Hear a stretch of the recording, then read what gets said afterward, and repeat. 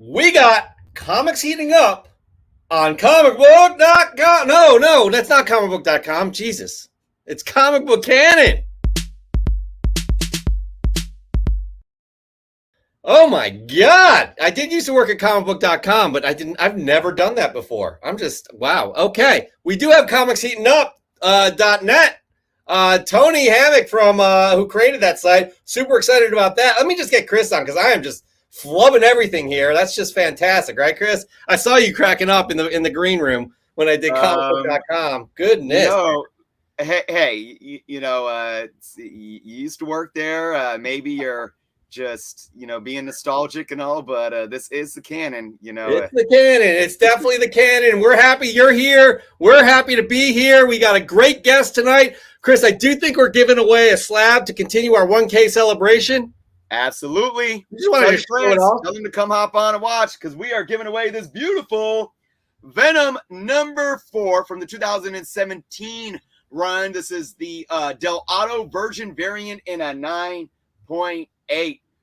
Big thank you again to Joe G for donating this to the channel so we can gift it to one of you beautiful people.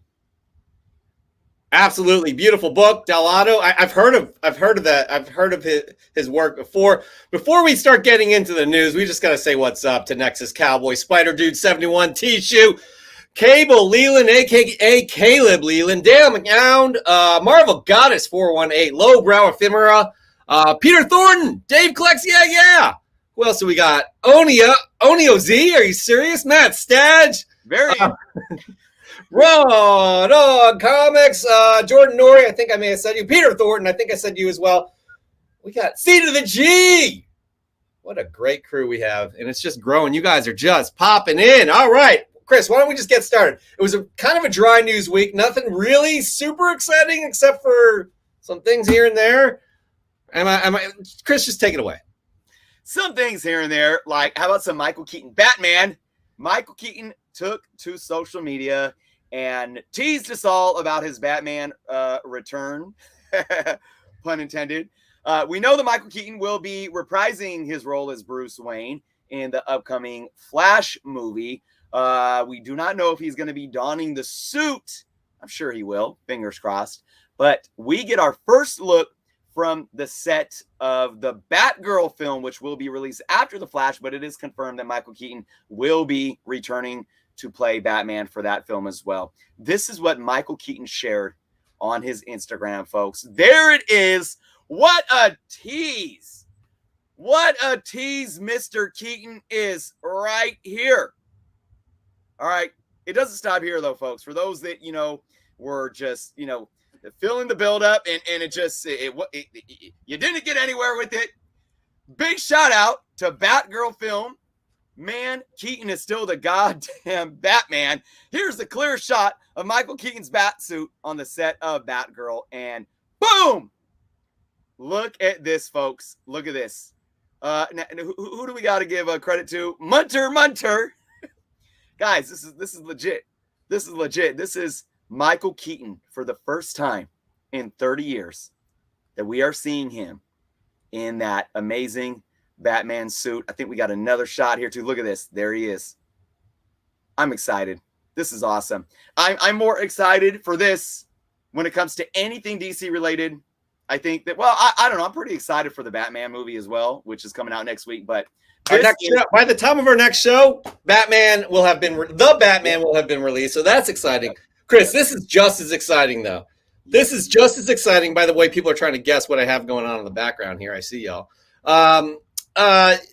This is just as exciting. Seeing Michael Keaton, we know he's going to be in the Flash, reprising the role. This is his first time back in, over 30 years, Chris. What the hell? So again, seeing him on the set, he looks awesome. This shot right here. You kidding me? Props to Munter. I'm loving it, Chris. I am absolutely loving it. It looks like they beefed up the neck of the costume a little bit for him. I mean, he's 70 years old, Chris. Yeah, can you believe it? Stop complaining, please. No, I mean, it's just a bit of a new look. I hear you already complaining about that. I'm just kidding. All right, but that's, right there, we kind of just shot our load because it's just downhill from there with the news. We got two more little news pieces here. That's right, I'll take this one, Chris. Marvel, Netflix, and Disney Plus. That's right. That's right. That's right. We are going to see the Netflix show. It's confirmed for Disney Plus in some locations. That's right. According to Mobile Syrup, the shows will debut on Disney Plus in Canada in March. No word on when other regions will get these shows. Now, we've never heard of Mobile Syrup, but they describe themselves as Mobile Syrup is Canada's source for the latest and most interesting stories in mobile technology. Tech is for everyone. That's how they describe themselves. That being said, a lot of respectable publications reported this, giving Mobile Syrup credit. So here we are telling you. This probably will lead to other regions, including the United States. But this is not any sort of confirmation that will be making their way to the MCU, other than Matt Murdock and the Kingpin. So there you have it. I mean, Chris, I would love to have access to these shows again. I would love to have some kind of tie-ins to like these shows, because there was a lot more good than there was bad. Yeah, the bad was really bad. Iron Fist. But Defenders. But the good, the good was excellent. So we'll see. Again, we will see. Yeah, there's already people that are jumping into the forums and stuff saying, "Oh, all right, it's MCU canon." No, it's not. Just because Feige is making more power moves to make sure they're doing the right thing with all of their properties out there, this is not canon. Feige has said so himself. Feige has came out and said the Kingpin that you saw in the Hawkeye series, the Matt Murdock that you saw in No Way Home, they are the same characters by title and the same actors, but they are not the same iterations that you saw in the Netflix films. Now, one thing that I think Kevin Feige might come out and say is that, well, it's a multiverse, right? I mean, they can always fall back. That's such an easy fallback right there. But until Feige says otherwise, it doesn't matter what you guys or we think. This stuff is not MCU canon currently. Yeah, again, we'll see. Whatever. I'm not going to get into that right now because that'll take us completely off the rails, and we have other things to do in this show. Let's just get to the other little quick news hit here. That's right, Deadpool 3 update. What? Ryan Reynolds, while promoting the Atom Project, told Collider this about Deadpool 3. We're pretty much, hold on, not even saying. We pretty much talk about everything. Him and Marvel Studios. But I'll say this about that particular subject, which is Deadpool 3. I have a batch of updates on that sooner rather than later. I hope. So I'll be able to get into that stuff about Deadpool a little bit more clearly and definitive down the road. Deadpool 3 is currently in development in the MCU with Bob's Burgers duo, Wendy Molyneux and Lizzie Molyneux, writing the script. So, that's positive news right there, Chris, that we, everybody's just waiting. And we had that commercial where he's with Korg, I think it was. And they're like, oh, he's in the MCU now. I wouldn't go that far. I mean, it's cool. I loved it, as did everybody else, but I wouldn't go that far. Chris, your thoughts? Remember when Rob Liefeld threw a fit saying that it was never going to happen? Yeah. Yeah, that's God, Rob, why do you foot and mouth? He does it a lot. Yep. So anyways, we shall see. But right there, guys, that's all the news we got. Usually it's much better news weeks, previous to this one, but hopefully we'll get some more juicy stuff next week with the Batman opening, Chris. How about one more thing though? Since we have some time on our hands, can we remind them, everyone that's here, that we will be giving the slab away later on in the show, folks. This beautiful Venom #4 Del Auto Virgin variant and a CGC 9.8 to celebrate our 1K subscriber milestone. But remember, folks, you got to be subscribed to the channel. You got to be here in the chat because we're going to be quizzing you folks a little later. We will be quizzing you. That's if we have a question to ask. That's a little note for you, Chris. I don't know if we figured that one out either. Guys, seat of our pants. This show is always seat of our pants. Oh, that sounds weird. Anyways, moving on though, Chris. We have a guest co-host this week. That's right. Let's just get to it, Chris. I'm excited about this one because in 2013, our next guest created one of the most informed and detailed sites that covers all the latest trends in the comic book marketplace. Within that time, it has grown into one of the most informed and detailed communities covering comic books. I frequent there myself and have gained a ton of info. And by the time this show is over, I hope you'll be checking the site out too. Please welcome Anthony, the founder and creator of comicsheatingup.net. Anthony, aka Tony, how are you, buddy? Hey. I'm great, guys. How are you tonight? Thank you so much. We're doing great. I'm seriously, I'm psyched to have you on here. I've been a fan of your site for so long. I go there every day. I always get some nice nugget of information there every day. I'm going to urge all y'all, by the way, the link is down below, but we'll just put it up here in case you just want to see it, even though it's on Tony's lower third there as well. Again, you provide so much insight, so much information, and just create this community with, now that you have this robust forums, these forums in there, and all these informed people that are not only informed, most of them are cool. I can't say 100% because there are some outliers there that I just really want to punch in the face sometimes. But that's probably going too far, but that's how I feel. But other than that, like literally, it is fantastic. I can't stress enough. But that being said, Tony, that doesn't give you any sort of leg up here in this interview process to become a guest co-host on the Canon. I hope you understand that, right? Yeah, that's fine. I'm up for whatever, guys. And thank you for the great introduction. I do appreciate it, Jeff. I see you on the site all the time, and I appreciate you coming over and plugging your show because you guys do a great show. I've really enjoyed it. You had, Drunk Bookie on, which, first of all, how does one of the guys who visits my site, sorry about the hands, how does he get an invite before I get an invite? Ooh, what though? You're starting off. I'm sensing a little sourness, Chris. Right? It's all his fault. No sourness. It's his fault. I tried to warn him. You can blame me, but Chris, we're approaching the interview process here, and it's just again, it's already getting a little testy. All right. We'll try and get through this, but in all seriousness, before we get to your interview, which is going to, we're going to figure out if you are eligible to become a guest co-host of the Canon and move on for the rest of the show. I do want to talk to you about, like, real quick, tell us about comicsheatingup.net, how it came to be, and how much it's grown and where it is today. Yeah, man. So, I was on tons of message boards years ago talking about the same stuff I'm talking about now. Comics you can buy today in the shop for $3.99 and sell for $20-$30. My wife and I were expecting our second child, and I had lots of nervous energy about becoming a dad again. I mean, the first time was cool, but having two, that changes the dynamics up completely. So I said, screw it, I'm going to go out on my own, start a website. And at that time, there really wasn't, this is like pre-CBSI. This is pre a lot of these guys doing it. There was no websites out there doing comic speculation. I said, I'm going to start this. I'm going to do my own thing.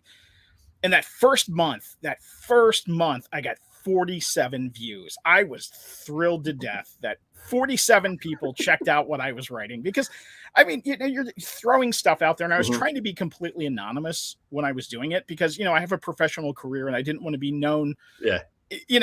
Like if you Google me now, you're not going to find stuff about my day job. You're going to find stuff about this little side project.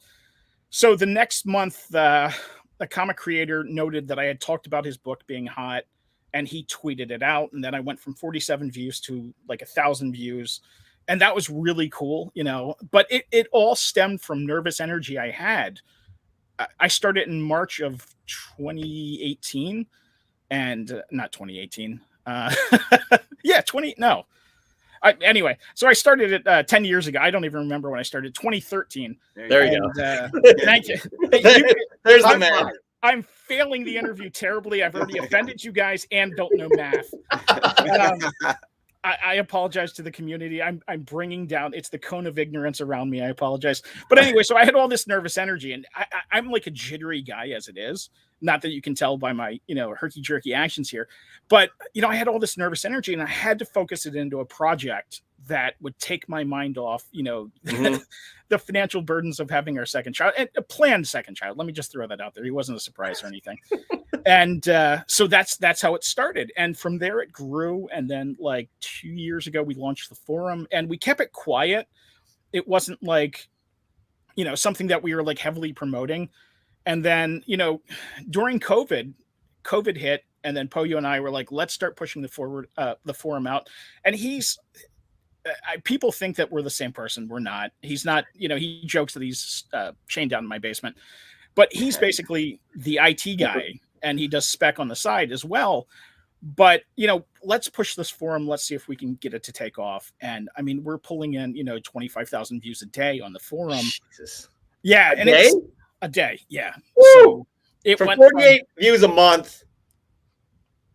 That's growth. So, well, I mean, some days total, we're getting 60,000, 70,000, 90,000 views combined. Goodness. It's insane. I mean, it's not something that I would have expected to take off the way it did. So it was completely just, kind of a shock. So. Well, I'm personally grateful for it. Again, it's a site I visit almost every day. And again, you have nice relations that are being made, there every day. People are very courteous and helpful and want to help the fellow, members in there. I can't urge you guys enough. Link is down below. Link is right there. One last question about the site. What are your any future plans you want to talk about or can talk about, or what you're looking to have it grow into even more? Honestly, we're integrating the forum. Right now you can leave comments on the main site. If you go to the sidebar on the right-hand side, you'll see the forum topics pop up. It'll take you to the forum proper. But more pushing growth in the forum. It's hard to have. There's always going to be guys on the internet. We know this, that are not going to be very positive. But we're just looking for a positive place for people to come. I mean, I'm a social work by trade. There's nobody in my office I can sit there and talk comic books with. And if I start talking about, this issue of Amazing Spider-Man, Queen Goblin appeared. Aren't you guys pumped? They're going to look at me like I'm an idiot. So, yeah. So it's just, it's just a positive place people can go. And, we try to keep, the conversation friendly. But with any community, you're going to have outliers. But for the most part, everybody's great. I mean, but I mean, it's just, we want growth in the forum. We've got, 20, 30 people that are just pumping, not pumping, because that's the wrong word in the spec community, but putting out quality information that pans off. And we're looking for growth right now. I mean, that's kind of what we're doing, is continue to grow the community and bring awareness, to comic books, not just spec books. I mean, there's, things that we talk about, here's the books that I'm reading that I like Cross to Bear, Aftershock Comics. That's not a book that, anybody's specking on necessarily, but it's such a good book. It's, it's Jack the Ripper in Western times. It's just, stuff like that we want to bring attention to good quality reads and books that you can flip and make money off. Again, I think mission accomplished, having a positive community that's informative and just roundabout, just really good people. I can't express enough how grateful I am for what you've built. And I really would love you guys to just at least check it out. He's not paying us. Tony's not paying us to say that, but he really does a great job, him and his team. All right, now we're going to transition here into your actual interview to see if you will become the guest co-host. This is, we want to know more about you aside from comic books, okay? All right. We're get to know Tony. But before we do, speaking of Tony Trombetta is in the house from EGS. Y'all better stick around because we have an announcement to make after this interview. Hopefully, Tony will be here. Tony from comicsheatingup.net. We'll see to join us in this announcement, but I can't say for sure. All right. Now, you're from Maryland. Were you born and raised in Maryland? I'm born and raised in Maryland. Yep. Okay. So crab cakes and other crab delicacies are kind of synonymous with the area. I need to ask you something. Sure. Do you have Old Bay seasoning in your house? I've got Old Bay seasoning and Old Bay hot sauce. God, I swear to God, you were going to get kicked off. You were going to get kicked off. That was right there. That was it. Now, not only am I from Maryland, originally I'm from Maryland's Eastern Shore, which is where, the Waterman and Crabbers are from. So, I mean, I would lose all credibility if I didn't have Old Bay in the house. I mean, this would have been, Chris, this possibly would have been the first guest that we would have kicked off and not been empathetic to like, hey, oh, maybe, they didn't know that. I don't think we would have brought it back. By the way, and Jeff's usually the asshole, but I agree with him on this one. Thank you. I am usually the asshole. I play the good cop. Mark Ronikowski's in the house because Maryland is in the house. All right. Next up here. I'm really worried about this answer right here, Tony. Wawa or Sheets? Oh, what area are you from? Let me ask you that, Jeff. No, you don't ask me the questions, Tony. You don't ask me the questions. No, Royal Farm is out of the question. Wawa. Sorry. God. Okay. All right. You're doing all right. I'm from Wilmington, Delaware. So Okay, rock on. I went to college in Dover, Delaware. So oh, all right. Listen to this. Okay. And you live near my parents too. We've kind of talked about that as well. My parents live in Oxford. So all right, that was close because Chris has heard me talk about Wawa so many times in this damn show. Yeah, but what is Sheets? Sheets is a Wawa wannabe, and it's nowhere near as good as Wawa. it's in the Pennsylvania area, mostly. But there are Sheets down there. There's one near my parents, and I'm just disgusted. Moving on, Chris. These are your questions, and we're gonna transition here. I had to hop in here. Yep. So, being from Maryland, Baltimore has a very rich, but I would say maybe a bit jaded football history. So I gotta ask you, are you a football fan first and foremost? I am a football watcher. Okay. I have football in my family. Believe it or not, and I don't want to get too into stuff. Before the Ravens came about and after the Colts left Baltimore. So as a kid, I had this beautiful Colts parka, and you could flip it up and it had the fur line in the hood. And I freaking looked like Han Solo at like 7 years old in this parka minus the Colts logo. Colts leave town. My dad rips that jacket from me and throws it in the trash. He's like, no Colts stuff in the house. Respect. Okay, fine. I'm okay with that. Flash forward, my wife, her dad. So, Colts leave. My father-in-law played football in college up in Minnesota, and he could have gone pro if he didn't go in the Army. But he was one of the investors in the Baltimore CFL team. So and I'm not going to go up to the safe and get it. One of the things I have is a Grey Cup ring. Oh, no way. Yeah, from when the CFL, Baltimore CFL Stallions won the Grey Cup. Wow, that's cool. Yeah, it's really neat. It is gigantic. It's not something, but it's one of those things that we're allowed to break out of the box for like weddings and, walk around like a Don, people can kiss the ring. So, awesome.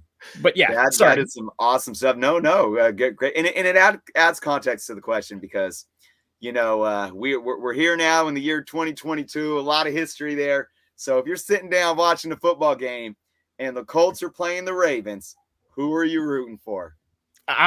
My dad, God rest his soul, would kick my butt if I said the Colts, so I'm going with the Ravens. What do you think about that, Jeff?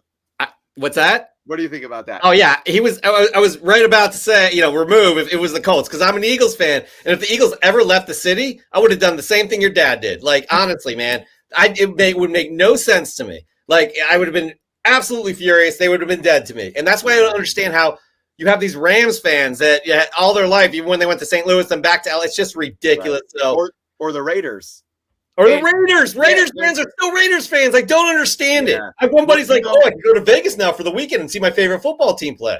Right. I was born in Oakland, but I grew up a 49er fan. So I don't really, I've always appreciated the Raiders being but it doesn't really faze me. Remember, as a Giants fan, though, in 93, if that new ownership didn't come in, they were going to go to Tampa Bay, and there wouldn't have been the Tampa Bay Rays a few years later. I didn't know that. That's crazy. Yeah. So I couldn't imagine, and I can't imagine.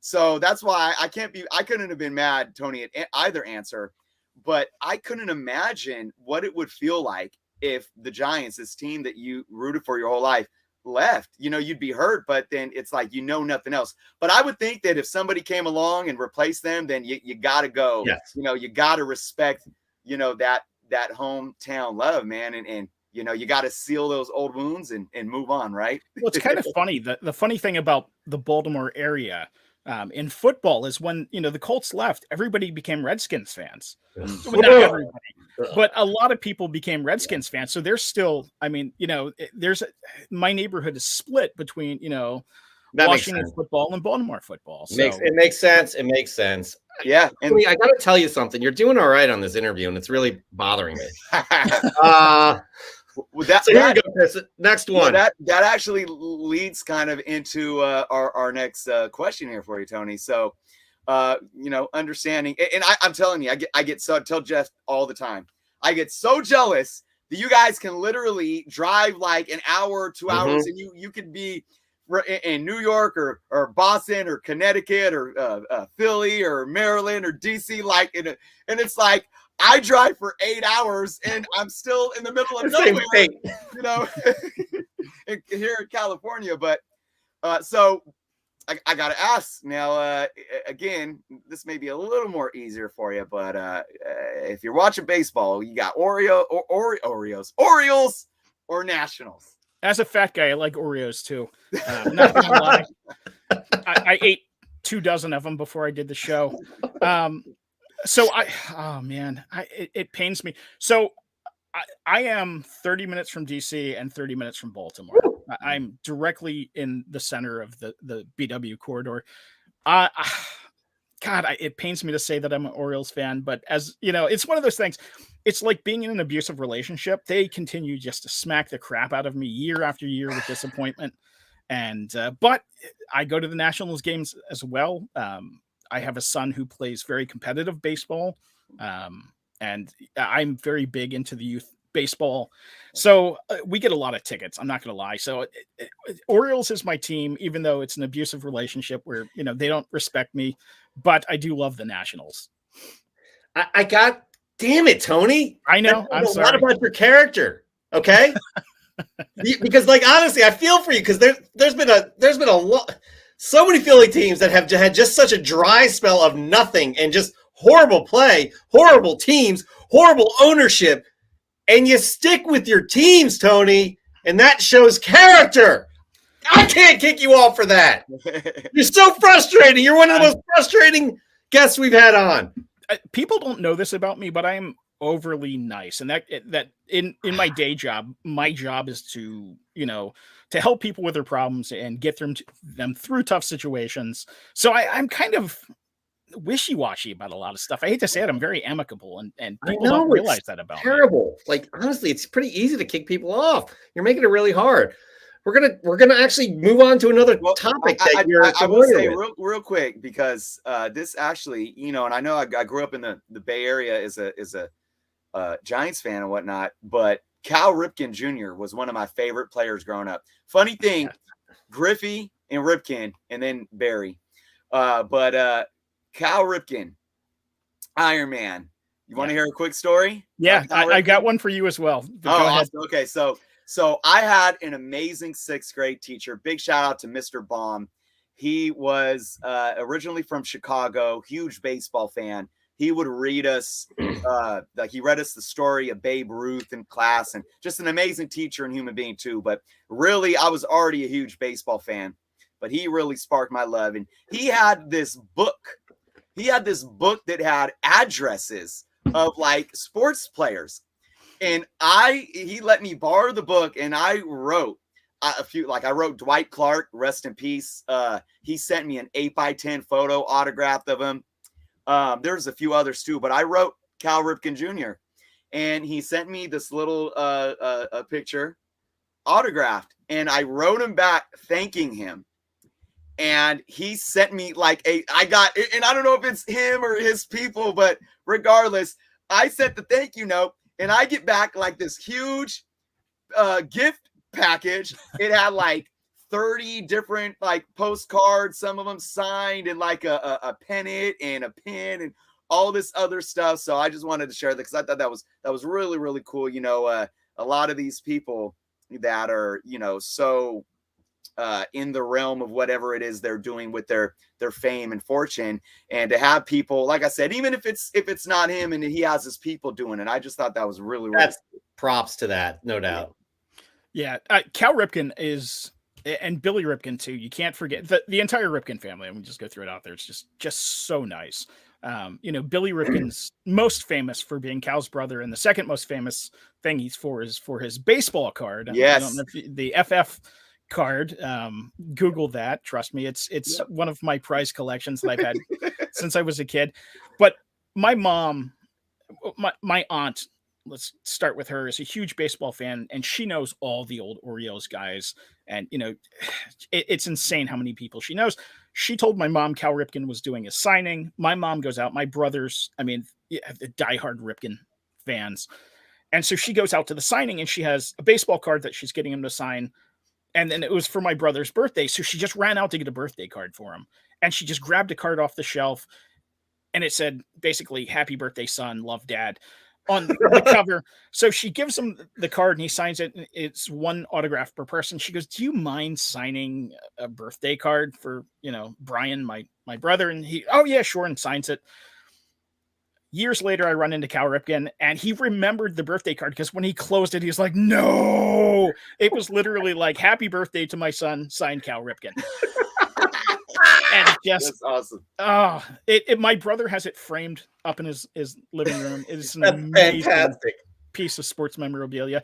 I don't know that he can hold him for child support or not. I mean, he's in his 40s now, but it might be worth going for. Oh my gosh, that's outstanding. That is a fantastic story, by the way. I do want to interrupt real quick. C to the G wins. It is Dark Knight Rises, and you win nothing because we have no prizes for that. We are giving away a slab later today. Oh yeah. So actually, it's coming up soon. Again, Tony, you're too damn nice, man. We got to kick you off in some way here. All right, Chris, you're going to transition to another topic that Tony. Yeah. So Tony, I hear you're a big horror fan. Yeah, absolutely. All right. We're gonna put him to the test here, Jeff. All right. First question. What is the best horror franchise between Scream or Saw? Ooh, now that's a tough one. I've seen every Saw movie in the theaters with my wife. She's not a horror fan. I've seen the most recent Scream. What do they call that? Not a Reboot. Well, they have in the movie. It's great because they spoof the hell out of themselves for doing it. It's not a sequel. They're calling it a requel, where they're revisiting. Right. I would. Wow, there's a lot of opinions in the audience here. I'll tell you that. I've got to see the comments, but for me, Scream was probably one of the best period films coming out. Absolutely, Scream was, but then Saw kind of reinvigorated the genre with the torture porn, and I'm gonna have to go with Saw because it was so over the top. And the fact that my wife and I saw that's the only horror movie that I've ever. She watched the Texas Chainsaw Massacre remake with me the other night, but it's so tough to get her. Otherwise I'm seeing like Sleepless in Seattle or that kind of stuff. I mean, that's what we end up seeing. But to get her to a horror movie, much less, I would go with Saw because we've seen every. Saw's your final answer? Yeah. All right. I just wanted to kick him off. I don't care either way. I'm not a horror fan at all. I know. Like that. He had to get kicked off at some point, and that was the point for me. I had enough of him being nice and well informed and all this other bullshit. He's winning over the audience. I can't take it anymore. Let's bring him back in. Sorry, Tony, that was not fair to you at all. I didn't expect that. I'm a little hurt. I hope you have tissue right there. But anyways. I'm sorry. It happened. Couldn't have happened to a nicer guy, though. Literally, you're the nicest guest we've ever had. Thank you. All right, but here's another horror question, though. Oh yeah. It may be even more difficult. Yeah. All right. Go for it. All right. This is kind of like the GOAT question of Tom Brady and Montana. So you're standing in a room, or Freddie, Jason, and Michael walk into a bar. But you got Freddie, you got Jason, you got Michael facing off. Who's left standing? The Unholy Trilogy. I mean, that's the grail of slashers, and I mean that's as a kid from the '80s, the first horror series I ever watched was Nightmare on Elm Street. And shout out to a good buddy of mine, John Clark, who writes comics for Scout Comics, got me into the whole horror genre.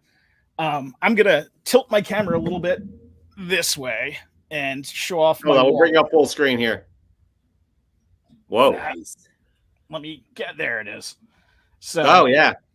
That's kind of if that gives you any inclination of the way I would probably lean, it would probably be Jason. Immortal Killer.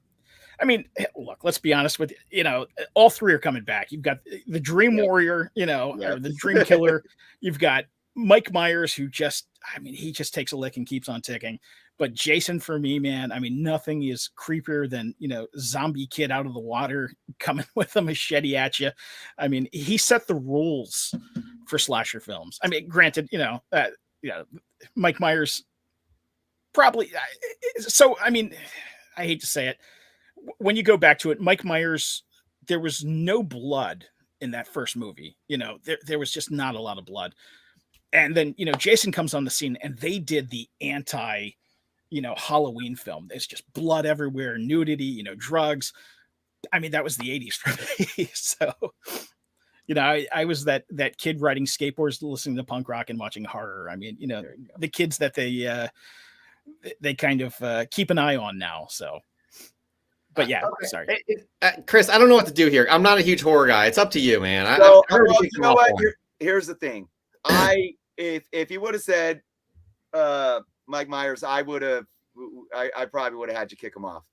It was just, again, and Jeff and I both aren't huge horror fans, but I never got into it. I just could never. And like you said, Tony, I think, when you look at what they did with Jason, it really brought it to that next level. And now Freddy, I think, took more of that psychological, thriller type approach. So overall, my favorite films are the Freddy films, just because I think there's more depth there. But when you talk about just that raw horror, Jason stands out in the mask, man. There's just the iconic mask, and I really gotta go with this answer, Jeff, because my good friend, rest his soul, OMG Chris, who was a big lover of comic books and was a really awesome part of the comic book community on YouTube. He would come on wearing his Jason mask, and it was really, really important to him, and so I can't be mad. I can't be mad at the answer. Well, let me throw this out. Somebody commented that Halloween shouldn't be lumped in with the other two. And I completely agree. My one problem, and not to derail things, but my one problem with the Halloween franchise is there's so many different timelines. Laurie Strode was the sister. Laurie Strode wasn't the sister. Laurie Strode had a son. Laurie Strode had a daughter. The timeline is so convoluted, and the Texas Chainsaw Massacre is having the same problem with timelines. And I'm a continuity guy. Comic book guys are continuity guys. Now, there's nothing scarier than, turning around and seeing Mike Myers in that iconic blue, work suit and the mask. I mean, he's iconic. But I mean, zombie Jason, man. I mean, Jason went to space, for God's sake. Yeah. All right, here's the deal. Man. Also, I was born on Friday the 13th. How can I not mention that? So, all right, fine. You're biased as well. Anyways, here's the deal. Chris, I don't think we need to talk about this because I feel like we agree quite a bit. Yeah. Tony, you are officially a guest co-host of Comic Book Canon. Congratulations. You were only kicked off once, and that was because I was just angry because I couldn't kick you off. You will be eligible for not only to last this whole show, but for the varsity jackets we give out that have not been produced at all and probably never will be. Unless you do something really stupid from now until the end of the show. There's a possibility there. So, congratulations. You are officially a guest co-host. Everybody, round of applause for Tony. Everybody, comicsheatingup.net. You should check it out. Fine. If you want to leave the broadcast, go ahead. Check it out now. We don't care. It's a great community. Here's a great community. Y'all are great here. They're great over there, too, and I'm sure they would welcome you with open arms. That link is down below. I'll take it down just for now. We'll talk about it a little bit more throughout the show. I do want to say hello. There's a ton of new people in here. We got Prince Zodiac. We got Brandon Hansen. We got Lee Nearin. We got, who else do we got? We got a ton of new people. Super Crispy Comics. We got, who else? C to the G. I think we said hello to you earlier. But there's a whole bunch of you people in here. We're very happy to have you spending time with us on a Sunday. All right. So here's the deal, guys. Guest co-host Tony and Christopher, we are going to be giving away a slab for our 1,000 sub giveaway, which is lasting about 6 weeks. This beautiful Gabriel Dell'Otto, Venom number 4. Look at him just hovering over Spider-Man. I love that. Love that slab. What we're going to do here, Chris. Actually, Chris, you give the instructions. Let's go for it. All right. Yeah. So, folks, you got to be subscribed to the channel. If you're not and you try to, play along, we'll find you. But subscribe to the channel. Make sure you're following us on Instagram as well at Comic Book Canon. All right, folks. Look, we're gonna ask the question. We're gonna ask the question. It's the first person that gets it right. And as always, we're gonna drop a line. Anybody that tries to answer before that line is disqualified. It's not going to count. I also want to remind everyone that, the internet works how the internet works. We have to pick whoever comes first on our end. You guys, the internet, it may be delayed and comments are coming in differently on your end. We got to see how they process on our end. It doesn't always happen, but sometimes it does. So I just need to make that be known. But we're going to ask the question, and you guys are going to have to get it right. That's correct. And everybody, this is what the line looks like right here. We're going to ask a question. You cannot answer it until you see a line similar to this. This is not the line we're talking about because we haven't asked the question yet, but we will ask the question. And usually we like to ask questions that pertain to Comic Book Canon. So, for the future prizes, again, just like the last couple of prizes, most likely the questions are going to be pertaining to Comic Book Canon in some form or fashion. But I thought this was the perfect opportunity to ask a question that, I don't know, it might fool a lot of folks. Jeff, do you know the question? I do know the question. Actually, let me ask you this. Do you know the answer? Do you think? No, I don't. See, yeah. I'll be flat out honest. Tony, you have access to the question as well. It's in the private chat if you want to take a look. I saw it. Okay. Do you know the answer? Possibly. I mean, it's one of those things that I'm not going to venture a guess. Okay, I can't win anyway, can I? So, all right, let's just see what happens here. So, Chris, you are going to ask the question. I'm going to lay down the line. Yep.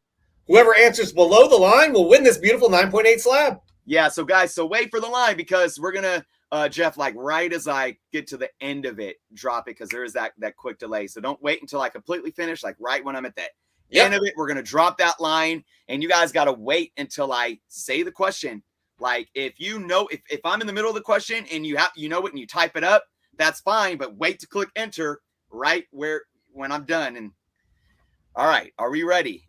Here it is. Because we're giving away this beautiful, beautiful Venom book, our question pertains to some Venom history. Here we go. What comic book did the original Marvel trading cards declare to be Venom's first appearance? And there's the line. Okay, so now we're going to wait for people's responses, Tony. It gets really kind of awkward here at this moment. So I just want to let you know that, again, really appreciate everybody should be checking out. Oh, we got some answers, Chris. Wow, they're coming in fast and furious. Yeah, they are. Hold on. Don't say anything yet. Fast and furious. We got a winner. Who's the winner? We got a winner. Hold on. I got to make sure I see who did it first.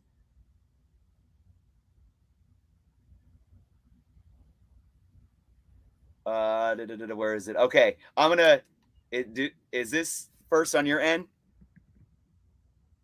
Just to be sure, people. Just to be sure. Let me see. The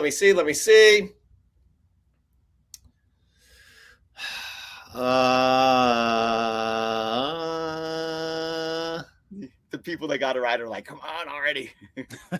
Torture, man. Yeah. Yeah? There we go. Jordan Norrie. Congrats. You are right. On that slab. Amazing Spider-Man 298. So we're not going to get into the first cameo versus full controversy here, folks. But it is true. The first series of the Marvel trading cards, the 1990 series, listed Amazing Spider-Man 298 as the first appearance of Venom. Now, obviously, that is his first cameo. And then 299 has a second cameo. And then 300 is his first full.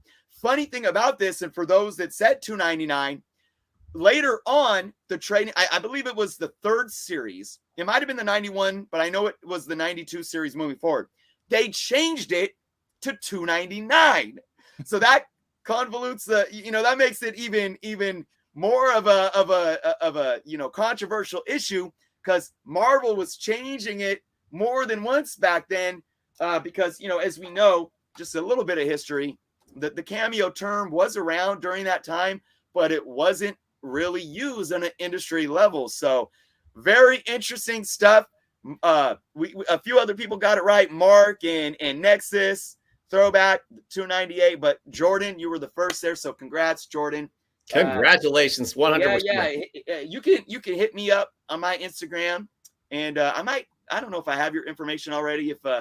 If we've sent you something, I did send you something before, because you have that awesome signed journo shirt. But just hit me up again to make sure I have your shipping information, and we're gonna get you this bad boy out to you. So congrats to you. All right. Moving on. Oh, Tony, we do this segment. We're changing the segment up. Want to let everybody know, because our show now is on a Sunday. Used to be on a Friday, and it's closer to this list, but we're kind of changing the whole thing up. But we're going to do it like we normally do it, and that is the top 10 hottest comics of the week based off of cover prices data. That's right, real sales data, not Chris and I throwing shit up against the wall, seeing what sticks, what it is. Oh, this book is hot because I think it is.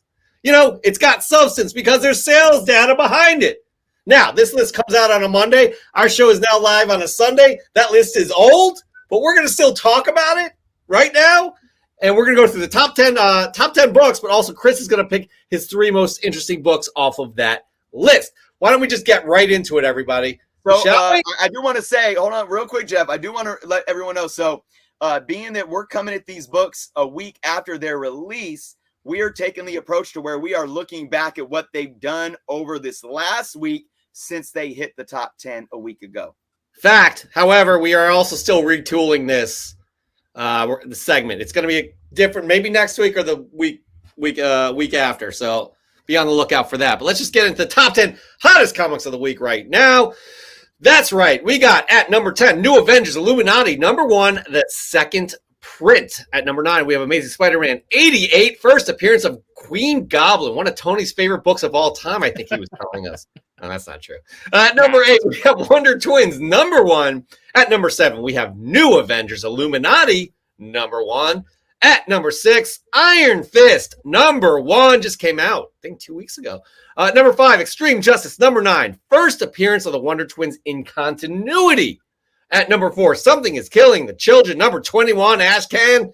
At number 3, we got New Avengers, number 7, the first appearance of the Illuminati. At number 2, we have Zero, number 1. And at number 1, Superior Iron Man, number 1. Anthony, gotta say, it's an interesting list. It's a very interesting list. I can say I have 6 out of 10. So, all right. I like this game that people play. How many do I have on this list? I do enjoy that quite a bit. Chris, you're going to have some thoughts here. So why don't we just get right into it and give us your first most interesting book off of that list. Yes. So you guys know how I do. If you watched this before, I'll pick stuff that has a big question mark. I'm not just picking them because I'm so excited that they made these lists. But my first pick, Iron Fist, number 1. This book is exciting to me, and that's why I picked it for one of my top 3. Let's look at the numbers. 128% upward trend in sales from last week.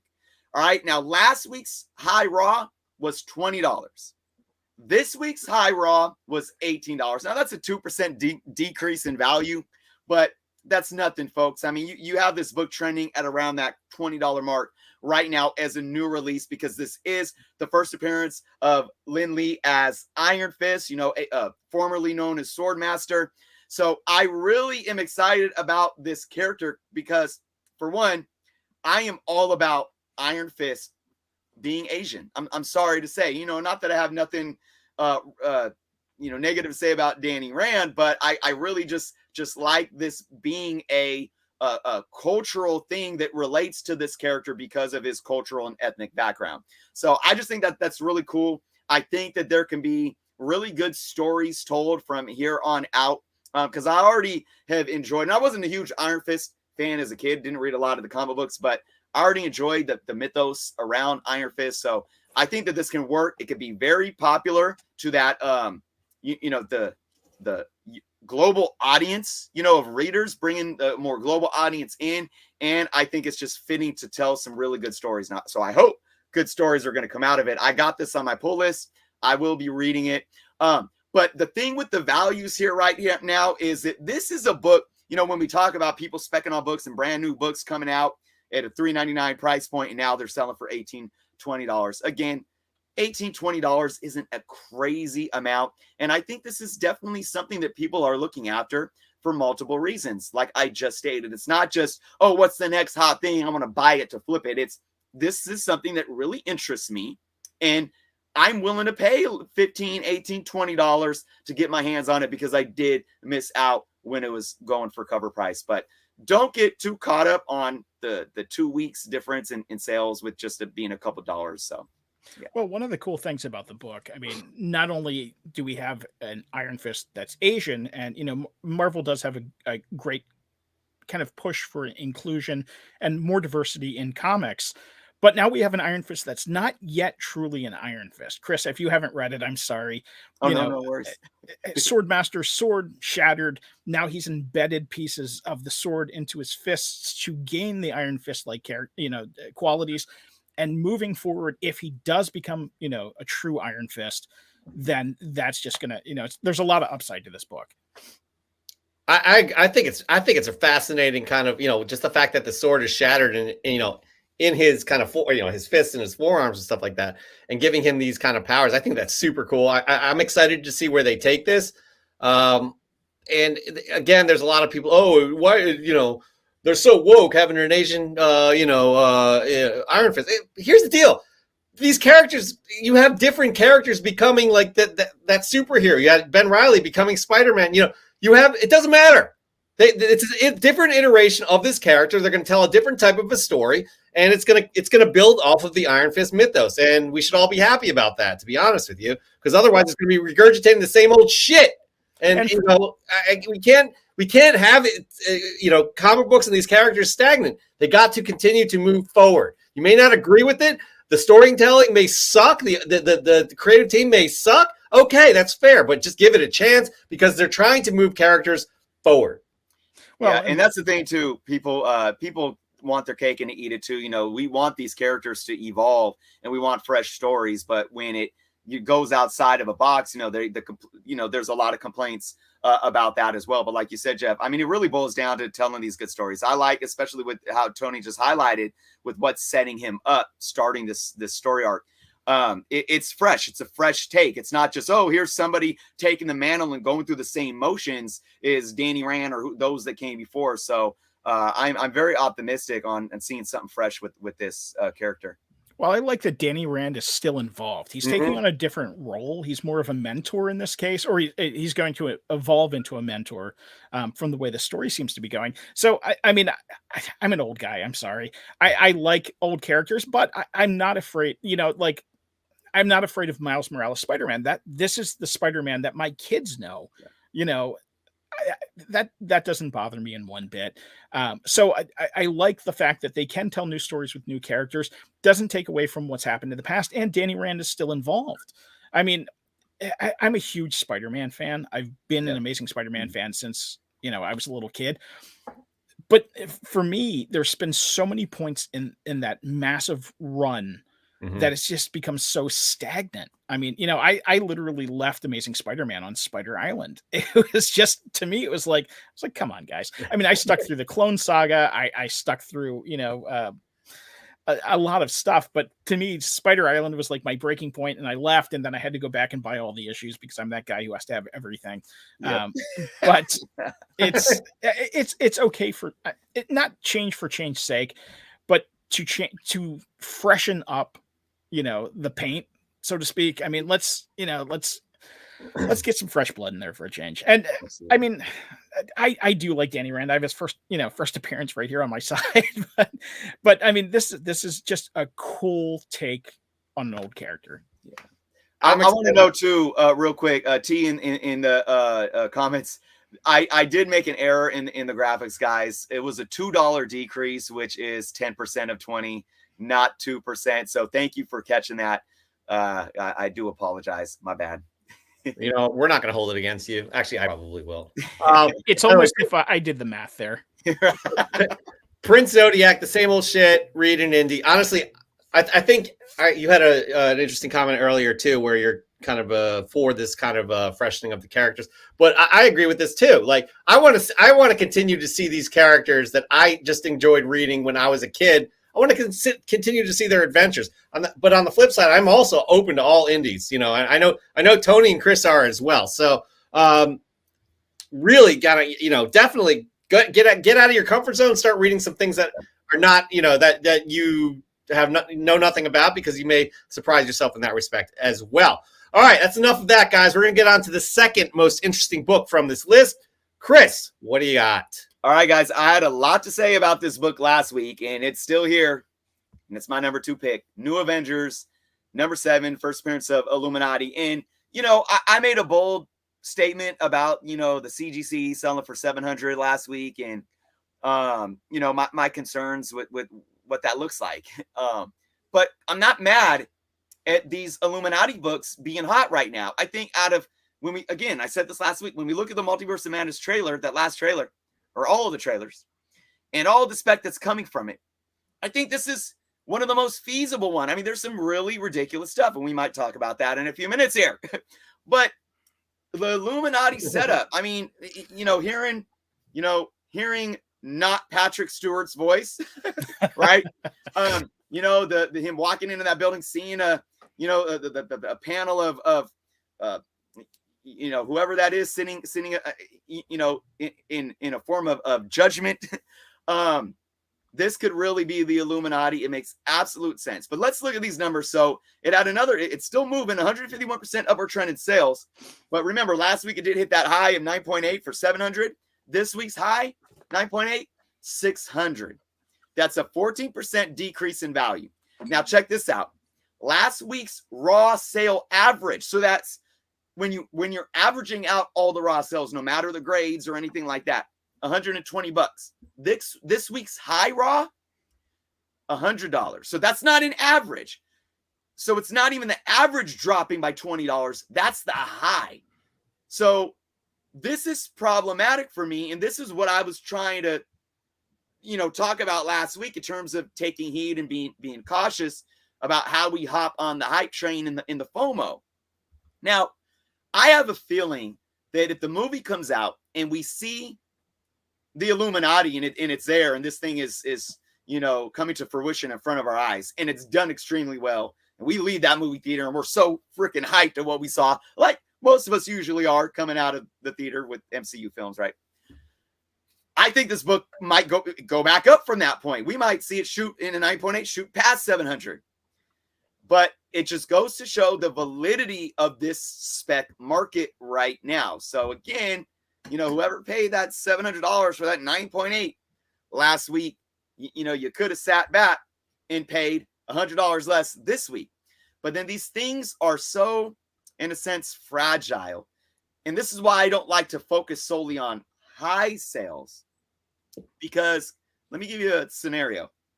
What if that person that bid up that high $700 bid last week didn't buy that book? What if he didn't buy that book? That book might not have reached $700, might have reached $680, might have reached $650. You never know. And what if that person that bought that book said this week, you know what? I think I'm going to go at this one now. That $600 one might have not sold for $600. It might have sold for $650, $680, maybe $700. So, you're looking at a very small sample size of what these books are doing on the market. I think the average raw, being at 120 and that high raw at 100 is a little bit more indicative of what the book's doing on the market. But still, you got to take raw sales with a grain of salt, because you don't know the grades of those books. I mean, there could have been a book that somebody really thought was a 9.8 candidate, and they bought it. I think the high last week was somewhere around 170, 180 for a raw. Maybe that high $100 sell this week, maybe there wasn't many that folks actually looked at and said, you know what? I really think this can be a 9.8 candidate. So again, it's not like this book is tanking. Oh, it dropped, sensationalizing the highs. It's dropping 14%. You can't look at it like that. I encourage people, though, to look at it as it is a volatile market. It's a small sample size. And it just takes a couple of bidders being on eBay or being somewhere, bidding something up at one point in time that can really move that price, anywhere from 5 to 20% differential. So, agreed. Tony, your thoughts? The spec market, I love it. It's so crazy. This is solid spec. I mean, there's another book on the list that's coming out of that trailer as well that I don't agree with as much. But I mean, this one seems solid. And I love that Patrick Stewart came out and said, yeah, that's my voice, but it's a recording of something else. He's playing the game, man. I mean, he has to. There's, non-disclosure agreements and all that. He's playing the game. And if they appear on screen, people are going to go nuts. That $700 book, while it's high compared last week compared to this week, I mean, who knows where it's going to go? And that's the whole thing with these books. I mean, I don't pay secondary market, prices for anything. I have the book. I'm happy to have the book. I read the series. I love the series. But I don't chase, and FOMO is real. And like, guys, seriously, like, price things out. eBay's not your only seller. There's other places, Macari, even Whatnot. You're finding hot books on Whatnot now that, aren't hitting these like insane prices. And the thing about eBay, and just segue for a second, you're going to get these massive spikes in prices, but you're also going to get guys who are just looking to sell a book. They're going to undercut like crazy. Mm-hmm. And eBay, a lot of the times, is a race to the top, but it's a faster race to the bottom. If you see something, give it a week or two, wait on it, and see how you're doing. Perfect example of the stats that Chris gave in this, right here. I mean, it went down. So I'll say this, like, again, Chris and I say, we don't tell you what to buy, what you should or shouldn't buy. We'll give our opinions, but, and if you feel that a 9.8 book is worth $700 to you, go for it. You'll be happy then if you feel it's worth that. In my opinion, I wouldn't pay these prices at all for this. And I know, Tony, you're saying that there are other ways to get this book probably at lower costs. But even if they are in Doctor Strange, I don't see this as being a long-term spec or a long-term hold.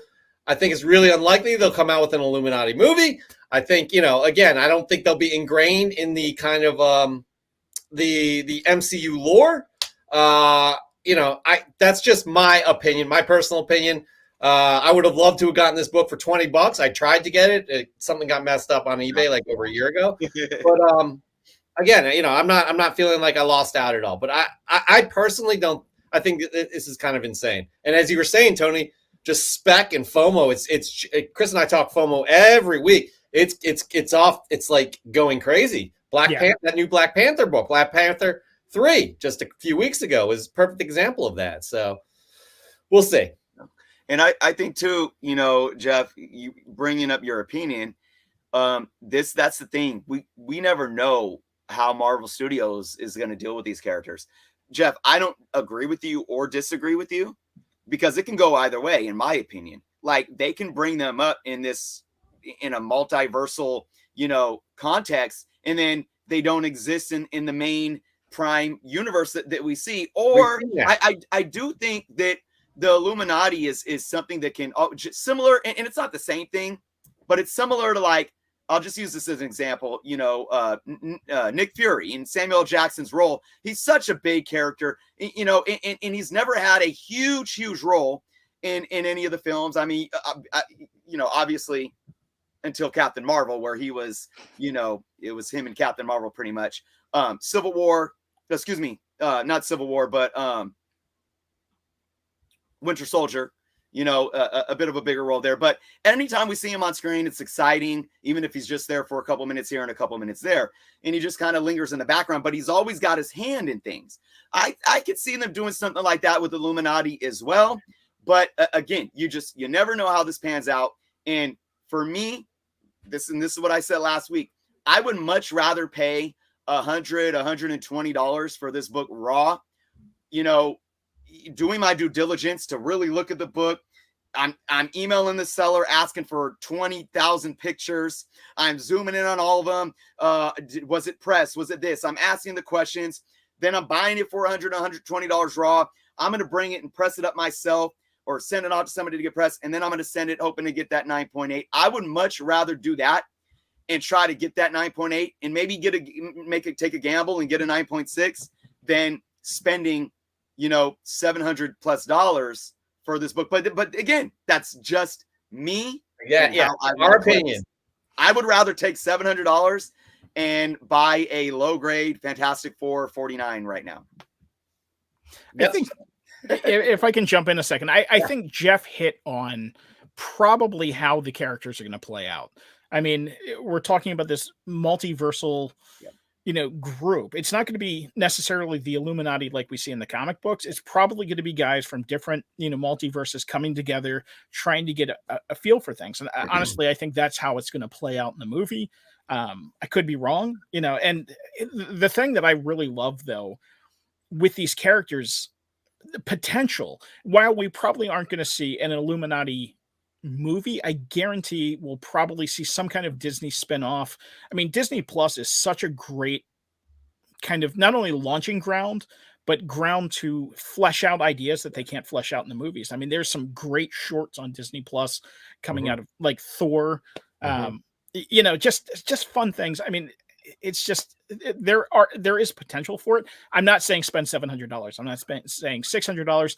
I'm with Chris saying get a raw copy. I mean, hunt the shops, man. I mean, you'll never know what you're going to find. Hunt the walls, look in other places, and always ask questions. Always ask for pictures. Don't just buy off one small cell phone picture on eBay. Yep. Absolutely. Yep. Exactly. Well said. And C to the G, this is 2 weeks in a row, I think. They've said this. What if Wanda kills them all off? I mean, it's like he said. I think he's saying it. They're saying it as a joke, but don't know. Yeah. And going back to the Black Panther #3, giant freaking robot. I think it was Bleeding Cool actually manipulated that Black Panther book though, saying that the character was the next Miles. It was. I have something to say actually. Tony is the next Miles Morales. I possibly am. I am. So get your first appearance of Tony. You're going to be doing all right. All right, moving on, though. We have your final book of the week you find most interesting off of this top 10 list. Chris, do tell. I was just joking in my live stream on my channel on Friday about the facepalm thumbnails, right, on YouTube. You guys see the facepalm thumbnails? Yeah. And I'm not mad at everyone that does it. I mean, there's great facepalm videos like but then there's some that just like, and I'll probably never do a facepalm thumbnail in my life, but I might because it seems like those are the most popular ones. But it looks good. Do it again. Let's do it again. Pull me up solo real quick. Because I'll probably never do a facepalm thumbnail or video or anything. I'm going to give you guys something real quick. You're the next. This isn't me. Oh, right well done. Well done. Yeah, that's good. That's good. Well, yeah.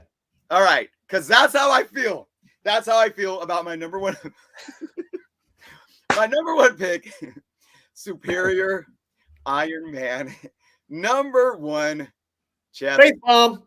Let's look at these numbers. Okay, so remember, guys, this is how we're doing this. This is last week's top 10. And then I dive in and I do the calculations for the current week and see where it's at. Last week, this book had a 992% upward trend in sales.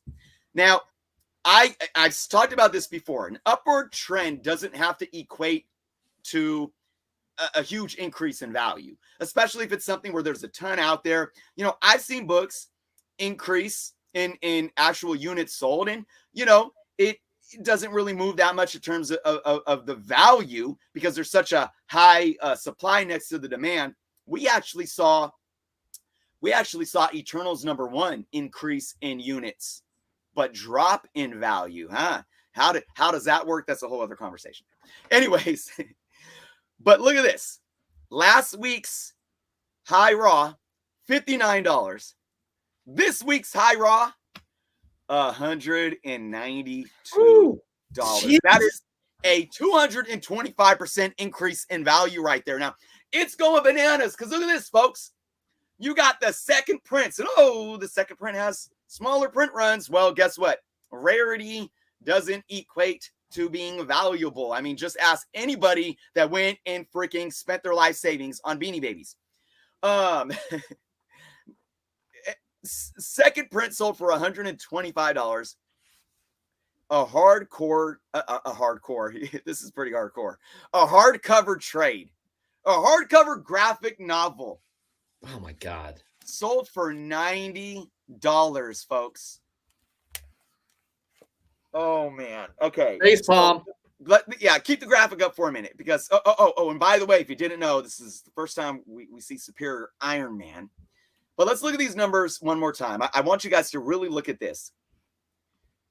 When the trailer dropped that week, it hit 59 as a high raw. Since then, it's more than tripled that to $192, 225% increase. Second print hitting 125, hardcover trade sold for 90. Okay. We all know, and if you don't, why this has gotten hot, and it's because, again, it's another one coming from the Multiverse of Madness trailer, and we got that, kind of flamed, blue blazing character flying through the screen. And, lots of rumor and speculation out there. Could it be Monica? Could it be a variant of Maria? Could it be Superior Iron Man? Could it be Tom Cruise as Superior Iron Man? Could it be RDJ coming back as Superior Iron Man from another universe? I mean, all these theories. Could it be Iron Lad?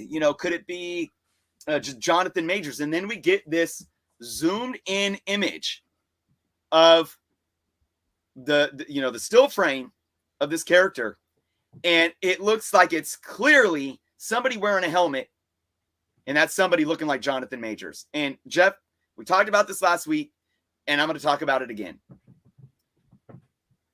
Marvel Studios, these big, they're not letting us know anything that they don't want us to know in their trailers.